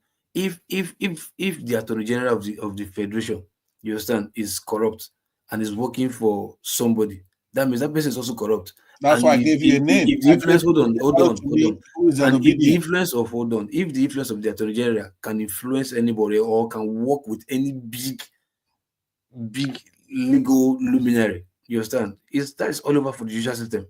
You can imagine. You're speaking in abstract. I'm being direct. I'm giving you a name. Don't talk in abstract. Peter Obi would appoint Delefaro to me as your Attorney General, right? Now, who could be that? Now, listen. There's something you don't understand. You think being a leader is just like a walk in a park. Look, as a leader, witches and witchcraft, they are praying against you to die. Amrapa is praying against you to die tomorrow. Even the corrupt people are even praying against you to die. And can you address my point, though? You're speaking in abstract. I'm talking about the president appoints a Delefaro to me as our Attorney General, and he knows that judiciary is corrupt. He's going to go after them. Now, let me tell you. General can go after the justice, if you know the story of indicting them, right? If you say you are old, he knows that the judiciary is corrupt. Let me finish now. If you appoint, the difference between Delefaro to me and Showore is that Delefaro to me is a lawyer who believes in due process. He's not going to go after his enemies. Pastor, listen. They can speak. Pastor, listen. If you say you are old enough, right, you should know the story of Ezazaki. I say not Ezazaki. Sorry, what's it called? This guy, this former NSA boss that died in plane crash after the summit in Asaba, where you revealed one of the problem of Nigerian security issue. You understand? These people, they're like den of thieves, like it's a den of lions. You understand? A bunch of hyenas walking around you. You understand? So you have to be brutal and cautious to know, yes, this is what you are dealing with. You understand? The guy did this. I forgot this guy, the former NSA boss. They went in the summit in Asaba as regards security. There was something he revealed there. Not up to 2 months. He traveled in a helicopter. He had a crash and he died. Something? Sasaki or Azaz, something like that. Yes, son. He died in the helicopter crash 2 months after that stuff, and it was mysteriously done. So you are fighting with people who don't have soul. Not talk of having a life. They don't have a soul. You understand? All because they just want to oppress and eat, and they don't care. So that's people you're operating with. So if you are telling me the leadership policies or whatever is not, it doesn't stop at the doorstep of leadership, you are solely wrong. Because just like, okay, now, if I remember when Buhari entered first tenure, if you remember, NFPC was sort of magically working. When Buhari, first few months when Buhari entered, he didn't even say anything yet, just because of the fear that, oh, general is coming, this guy will be brutal, this and that. It was, you can see NFPC was functioning. I was witness to it because I was there. We don't want that, right? No, hold on, listen. What we It's not want about is one our thing. laws enforced. It's The not. president who could say, Listen to me. go after this person can also say. It's not so, about you doing things. It's let me your. tell you why. Let me tell you why It's listen. not What about talking. It's not about talking. It's No, about listen once now, you come there, listen, there are people who will see your presence. They know who you are, what you are made of, and they will start working. You understand? exactly. But listen to And this. after We should some, fear they knew our what it laws was, and they more reverted than back to normal. I So think leadership is Local important. You understand? Local, Not the minute is Local, first listen to basis. this. Listen to what I'm saying. We should fear our laws, not a big man or somebody, a leader who is terrorizing us. What we need is somebody like Dede Fallow to me as our Attorney General. We need somebody like Baba Ahmed Dati as our Vice President. We need P2B as our president. Now listen to this. Now, I told you, Obi supporters don't want to fight for us. I'm giving you names. So I want Let me tell you. You remember what right? Obi told you the first in one of his campaigns. He said, listen. If you don't follow his campaign, he said he will never invest his time chasing corrupt leaders. He will never. That's not his job. Hold on, listen. No, it's not his job, right? It's not even just his job. Not his job. No. Hold on, listen. When he says something like that, that he will never, he won't. It means it's institution. Look, government is an institution. If you don't understand, government is not just a person. You got it wrong. Government is an institution. You cite for me the section of the Constitution where the president is supposed to. Government is an institution. Tell me where the president is supposed to. If any government say he will not fight corruption, it means his own institution will also not fight corruption. Okay. There's some things you don't say that will drive a negative assertion. You get my point? Go to Gladys or Tony now. You don't talk forever. He will try and stop the corruption from happening. Can I speak? Can I speak? Go ahead. Loco doesn't know what the hell is happening. Can I speak, please? Your utterances means a lot. The reason for this argument is that somebody said that a leader should go and arrest Buhari, arrest this person, I say it's wrong. That's dictatorship. No. That's wrong. It can't even happen face to face. That's wrong. That's the point.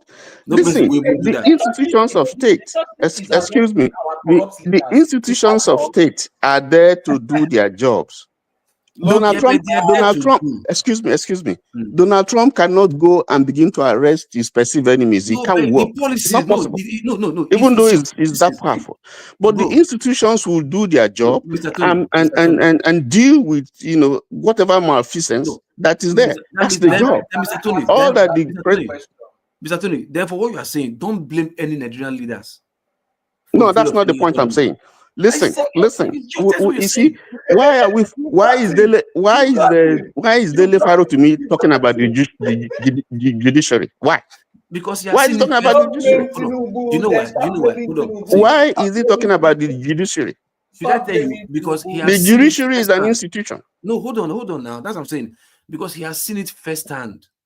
Right? No, you're not answering the question. I agree with Tony, by the way. See, Tony, I disagree with right? and Tony. Let me answer your question. Why is he fighting the judiciary? The judiciary, forget, it's an arm of government. So what are they supposed to do? What are they supposed to do? Sorry? What are they supposed to do? Who? What is the judiciary supposed to do? Why is he fighting them? Why is he blaming them? What are they supposed to do? They are part of the government because they are corrupt. They're part no. of the government. No. You are shying away from the truth. You know the truth. You know why? Look. He has said that the judiciary is enabling these people to do what they're doing. That's what he's saying.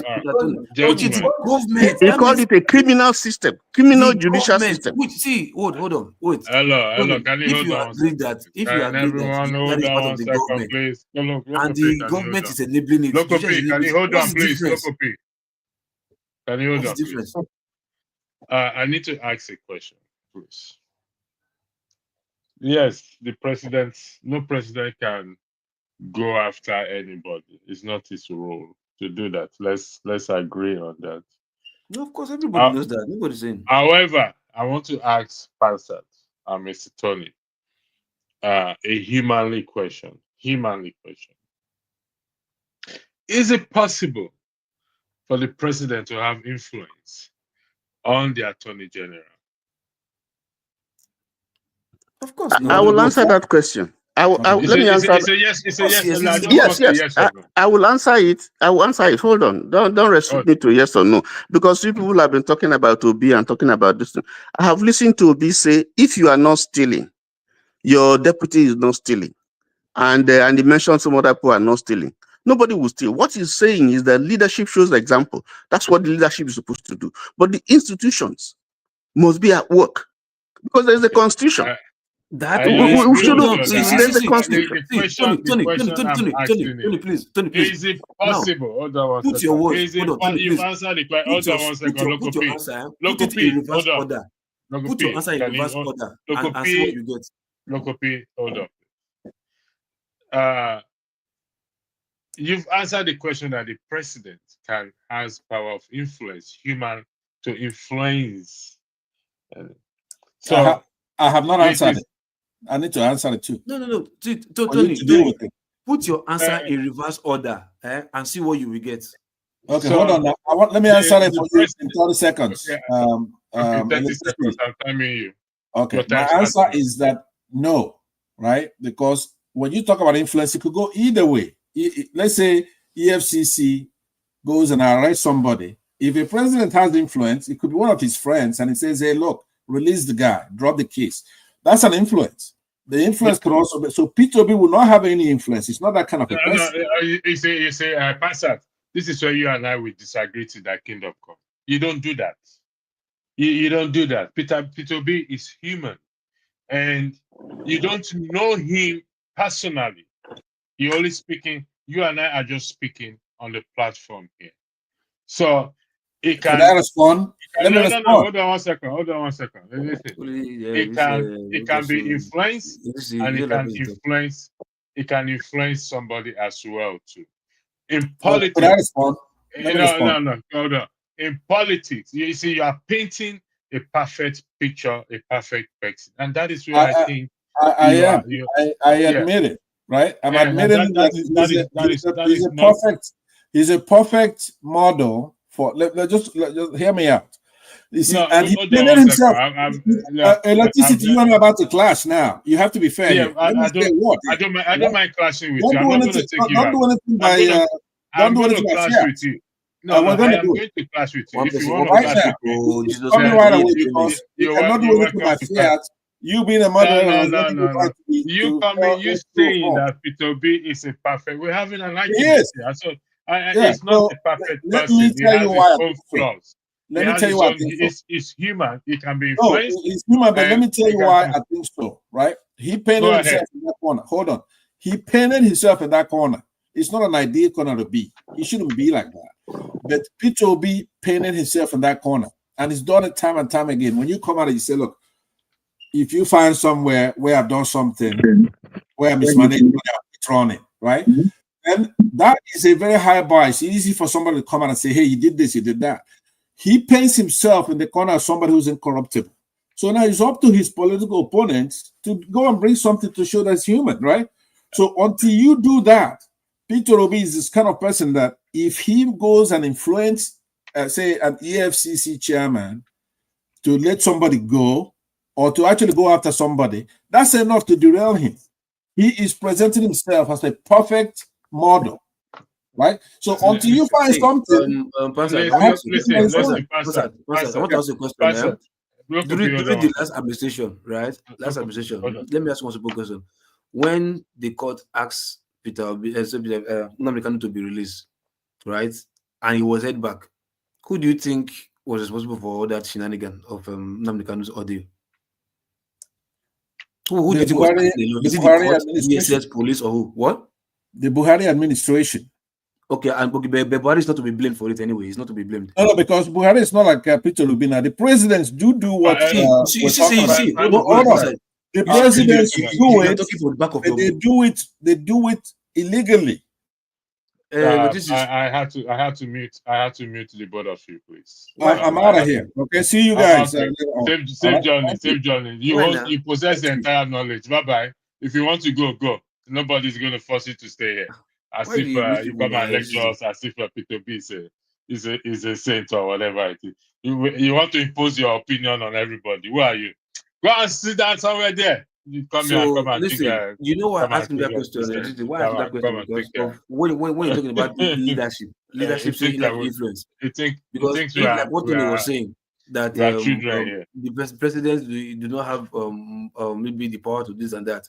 Sometimes you influence it. You're saying it might not come from you directly. You might have meetings and you say you're not happy, and your boys act on your behalf. You understand? You might not come and say no, I don't like it. Hold him there, this and that. So leadership, you understand? Whether they speak or not, the whole media chats. There's executive orders.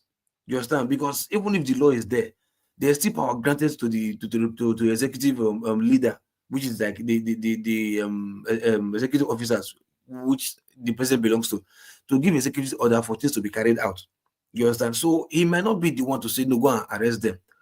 To say, you can't say it already, but with your policies, with things that you say sometimes, with the way you even throw blind eye as if nothing is happening, you understand? You are enabling people. Now you said if like you gave your answer about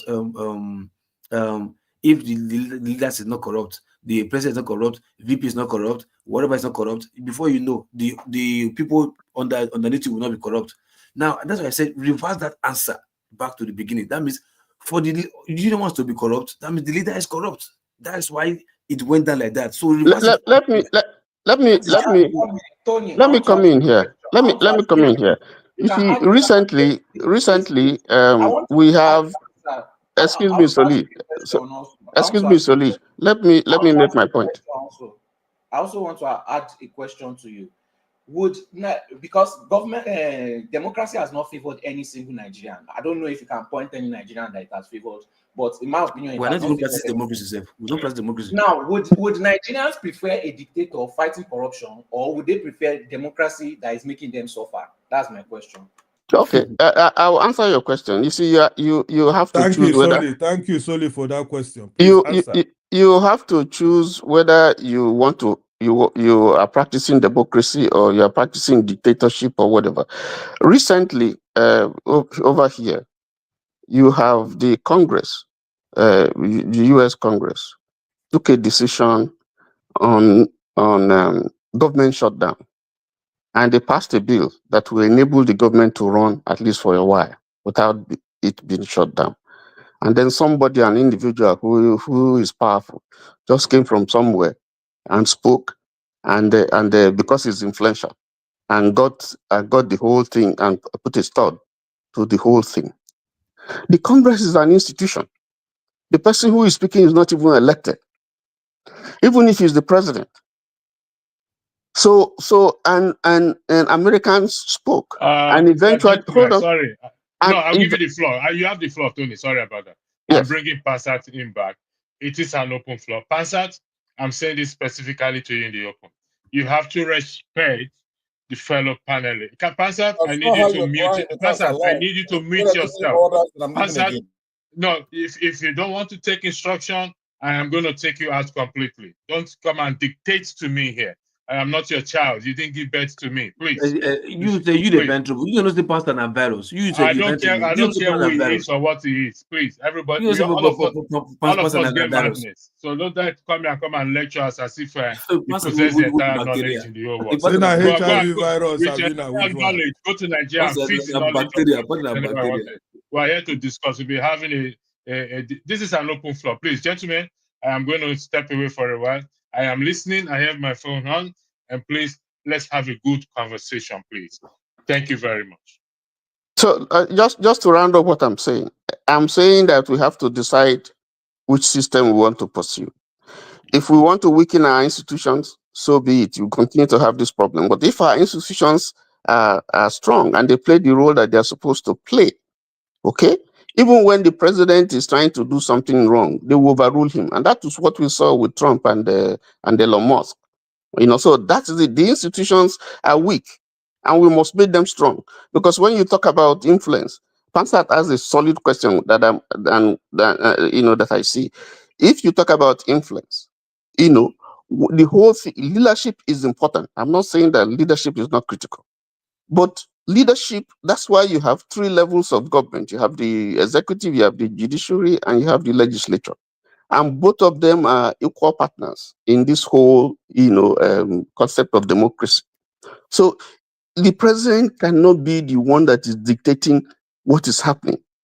He is the leader, yes, but if he goes, against the constitution, there are institutions that will check him and say, no, that is democracy. We are not running a system where somebody will just say, go and arrest this person because he's a So why are executive they and singing go on and his run. mandate we So shall stand that in is wrong. Nigeria? Do they sing that in American Let me Congress? finish, please. Revolution, please. Let me I'm just make. asking you, why are they singing his Let mandate? me make my point, please. You spoke and nobody interjected. So the point You that I'm making. interjected. We're allowed to interject. Dan, I'm No, just please. asking you, Dan, why are wait. they singing Dan, on his now. mandate? Let we me shall make stand? my point, No, please. Dan, no, let me finish. Let me make my point. You like to hear your own voice. So the point that I'm making, because you asked me this question, the point I'm making is that everybody has a role to play. And so if you have a situation where one arm of government is stronger than the others, or the others are subservient to the executive, then that's not democracy. That's the point I'm making. Okay. You gave me so now you see what I'm talking about. So that why I raised my hand. You said like they have equal part, they are equal, like 2 of them are dependent of the other one. 2 of the decisions are dependent on one, because that one is the one calling the shot of the other 2. That's not what the Constitution says. No, That's now, not what the like I Constitution said, says. now see, Mr. Tony, the thing is, right, like I always tell people will say the Nigerian Constitution is Nigeria's problem. For me, I don't believe so. You understand? It's a decision that is not working, that's Nigeria's problem. And this decision is mainly caused by this judiciary, because judiciary is supposed to be independent and be the one that is asking any corrupt leaders or any criminal. But the judiciary is depending, or is like it's like a parasite on executive, because they're the ones paying their salary, they're the ones voting or recruiting money for their own salary, whatever. You understand? So starting with the influence of the attorney general, who influence what's it called, sons and whatever, you can buy some whatever. So they are the ones causing all this stuff. So the presidency, which is the executive, are still the ones to blame, regardless of the fact that the judiciary and the legislative arm of government are not responsible. Now, the legislative arm by now supposed to be taken off. They can't even think of even impeaching any president. They can't even try it, because if they do it, their salary will not be paid. So because of that, they are being controlled by the executive. You understand? And which is the presidency that is the head. So in all our type of the type of government that we run, is the presidency that calls the shot of all everything that is run in that country. Yes, No, like you said, no, the you're constitution, practicing a pseudo democracy. That's what you're and practicing. yeah, You are that's what I'm not saying. practicing democracy the way it Nascent, or should, always because nascent, or other people whatever. are practicing it and it's working. What you Yeah, but have is pseudo democracy. no, So for me, what we have that's is not It's even the pseudo democracy. democracy that you are pushing now. What Is we that not have what is you not are even pushing? democracy. Is still pseudo dictatorship, because a country where you have the presidency, that is the one that is controlling who becomes Senate, influencing who becomes the Senate. You understand? Who becomes Senate president, who wins the Senate seat and House of Rep seat. You understand? It comes from the federal. A country where you have the presidency, controlling who becomes Attorney General, appointing Attorney General, appointing the Inspector General of Police. You understand? Appointing the Chief of Army Staff. He's the one bringing all this stuff. You understand? So you have that it's a semi-dictatorship. That's what we are practicing in Nigeria. It has nothing to do with democracy. You get my point? It has nothing to do with democracy. Because democracy, whereby is a policeman can just wake up in the morning and tells you anybody is the president, you'll be jailed. That is not democracy. It's not even anything close to democracy. That is purely dictatorship. Where anybody can wake up and tell you, if you say this, you'll be gagged, you'll be arrested. Just overnight for just nothing.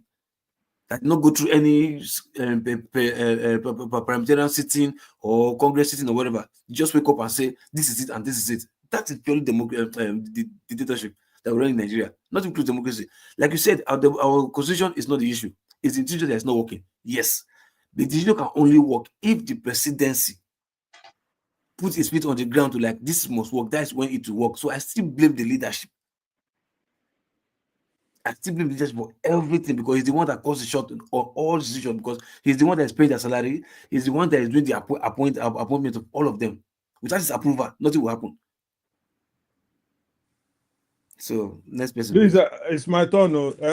Andrew, make I go. Talk now. You raise your hand. Talk. Okay, you see the problem we have in Nigeria. I'm very happy, Mr. Loco, for that submission you just gave now, because Nigeria as a country, we blind. Nigeria is a ladder that has 10 steps. The politicians, the governors, and they are on the 10th and the 9th step of that ladder. People like Pansat and my brother here, they are maybe somewhere around on the 4th step. You understand? And they know that they cannot go further to get to that level of these big guys, and nobody else should come close to them. You understand me? This is how I see Nigeria. Nobody should say anything that they think that, and they are very educated people, which I respect them, because of, I know they know a lot of things. And I not only knowing what they say, you will know that these people are knowledgeable in anything they are talking about. But where I have problem with this type of people, which I've always said, they criticize me that I am anti-intellectual. No. We know the problem of Nigeria. And it's mostly the intellectual, those people that we believe knows a lot, that is really stopping the good things that will affect the poor. Because they themselves, they believe that that people should respect them so much. And whatever they say, we have to believe it. Okay, we are running a democracy. We don't want somebody who will just come to power and go and arrest Babangida, or go and arrest, what's the name of this man? Olusegun Obasanjo, and all their likes, who we know, they know too, have stolen Nigeria blind and have our money in their hands somewhere we can get it. They don't want we don't know that. We don't know that. It is the court that determines that. We don't know that. You can't say that. I'm coming to that place of the court, which you think is the best way. Okay. If you don't know that, even a small child in Nigeria knows that. Whether it's only you that knows that. When you believe in denial or not, let's leave that matter apart. You can deny how you want that we are stupid, we are ignorant, we don't know what is happening in Nigeria. Accepted. Maybe you feel better now. But I'm telling you that, let me now take you back a little bit. I remember Queen Margaret Thatcher so many years ago, who made a statement that was broadcast everywhere, including Nigeria at that time, that why should Nigeria say they are borrowing money when he can point 3 or 4 people who can give Nigeria 3 times what they are asking for? I wasn't Margaret Thatcher at that time. These are people who knows what is going on in Nigeria. So if you tell me that, how do we know that? I just give you a reference now. We know the people who have stolen Nigeria blind. Even that your man, Peter Obi, who is telling you, told you that Nigeria is a criminal entity. And if he's given a chance, he wants to correct it. That what is going on in Nigeria politics is criminality in government. I'm starting to be corrected, my brother. This is what came from that your man, Peter Obi. So when we are advocating for somebody, radical, somebody like people like Showore, Dele Farotimi, them, that they told you when they step into power, they are going to arrest all these people, catch them, give us our money. Whether you people like it or not, except you keep praying that it will never happen, then there's no problem. But if it happens, that will be the end of Nigeria problem. If you don't want it that way, let's continue the way we are. And please, don't ever come here and tell us Tinubu is not working. Don't ever say that again. You can't tell me that. You I see, will tell you that. hold on. Is there, you don't want to accept it. I have listened to you on I've listened to you on a platform where you were calling my name and calling me names. I listened to you on the platform, and Which platform is that? Because I don't like to be accused. Which was it? You were in a platform that was moderated by Mazi Tochukwu Ezoke, and you were calling my name. I can play the video. So what did I say? Hold on. You know what you said. My point is that video because hold on. Well. You can't deny it. Hold on. My point. I will deny it because what I said there. Listen, you stay in Sweden there. You stay in Sweden. You stay in Sweden, and you be calling people names. You can't come to Nigeria and contribute anything. So and you stay there and you are calling names and calling people names. That's but I did not call your name, brother. You did. Video. You did that video for the benefit of the truth. Let me tell you what Mazi Ezoke told you. Yes. When you said all those things. He said, did they kill your father during the war? Did they kill your mother during the war? Did they kill your people during the war? So don't deny. I know all those things. But I just mentioned. Hold on. Don't say hold on. Play the video now. Hold on. He's there. Play now. Play it, please. Let us not make this thing personal. I'm just trying to advise you. When you come here and you are calling people names because they don't share your opinion, the world, that's not the way. Excuse me. That's not the way the world is structured. Bring out the video. Let them hear to shame me, please. Is there? Is there? It now. Is there? You know that. You know what I'm talking about. I'm just telling you. I'm not nasty. I'm not nasty to people. I'm just trying to tell you that this is a platform where we come and share our opinion. Nobody is a sole repository of knowledge. So when you begin to hold on, when you begin to call people names, and you don't have superior argument, it's not going to work. The point we are discussing here, which I'm making clear, I am saying, and I've made it so clear, whether you like it or not, it doesn't concern me. How can it concern you when you are benefiting from the system?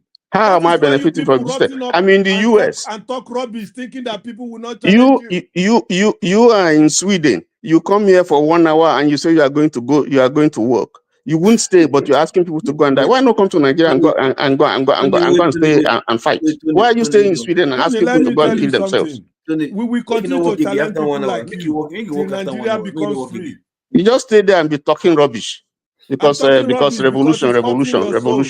Where were you born? Did you see the Civil War? Did you take the Civil War? Did they kill any of your people? You come here and be talking rubbish. We will bring you people down and you people will fall. Go and sit down, my friend. You just come, you play your guitar and you do all those things and you be talking rubbish. You will go and die. Peter Obi shook hands with the person that killed your people. Did he not? Disrespectful. Did he not? Disrespectful idiots. They don't want Nigeria to be free. Don't try to make anything say where did you see any war? Peter Obi was laughing with the person that wiped out your people. Say the person you are supporting. So they don't hate the system. They love the system. They just don't like who is controlling the system. And they've proven my point.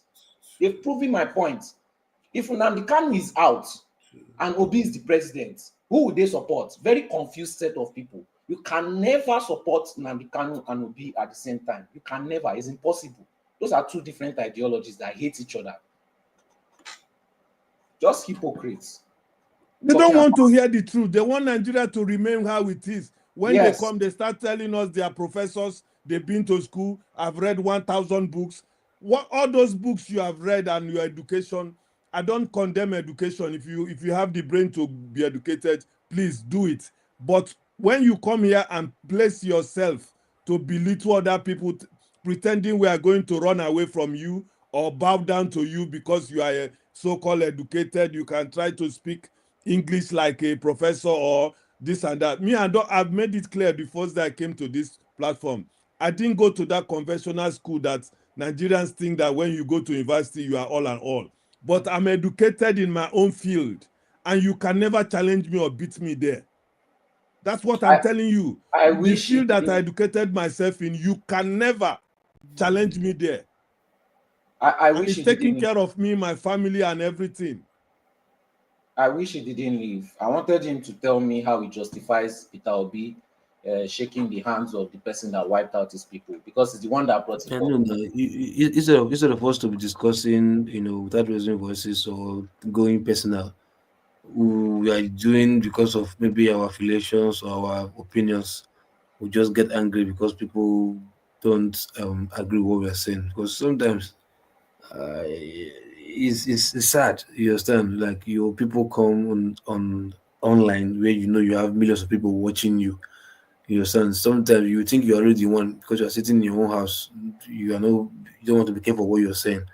There's sometimes I tell people, your opinion can never make me angry. You understand? It's just like I try to go straight to the point instead of me to talk about my own opinion. If I say anything that even I don't agree with you, I just point what you said out. I'm not pointing at you.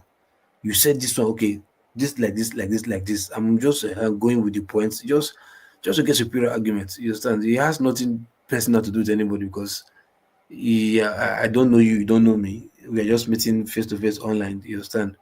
Why would I be angry with what you're saying? I mean, I don't know why people sometimes get upset or going personal when it comes to opinion, or debates and something like that. That's Loco, you see the problem of this debate, that sometimes it gets heated. Andrew, please, sorry that forgive me if I've used words I shouldn't have used here. But when we come to this type of our brothers who think that because they are very educated or because they are older, they think that they can just come here, and we follow the same pattern that has kept Nigeria that has killed so many Nigerians trying to run away from that country, dying in the deserts, dying in the water. They think that we are all happy about it. They think because they are connected in the system, they are being taken care of. They tell us to keep that system going on, like P2B told us, just continue, take it easy, things will change. And we know nothing will change. And somebody radical or people like Showore, who knows that he has also been there, he knows there's no way out except you fight these people. They come and tell you, oh, Nigeria, we don't want Nigeria to be like another Somalia. They don't want Nigeria to be this. So we should continue in this system. Recently, about how many people died because of hunger. They will tell you, well, I communicate with them, may their soul rest in peace, blah, blah, blah, point. That one be say they don't do what they go do. The other day for this platform, there's one brother, another doctor, when they come, they start, oh, look at Nigeria. They come and cry crocodile tears and they go away. That is with their satisfaction. They have done their own. No. Then when people like Sowore is telling you people what to do, they say, no, we have democracy. Do we have democracy in that country? All right.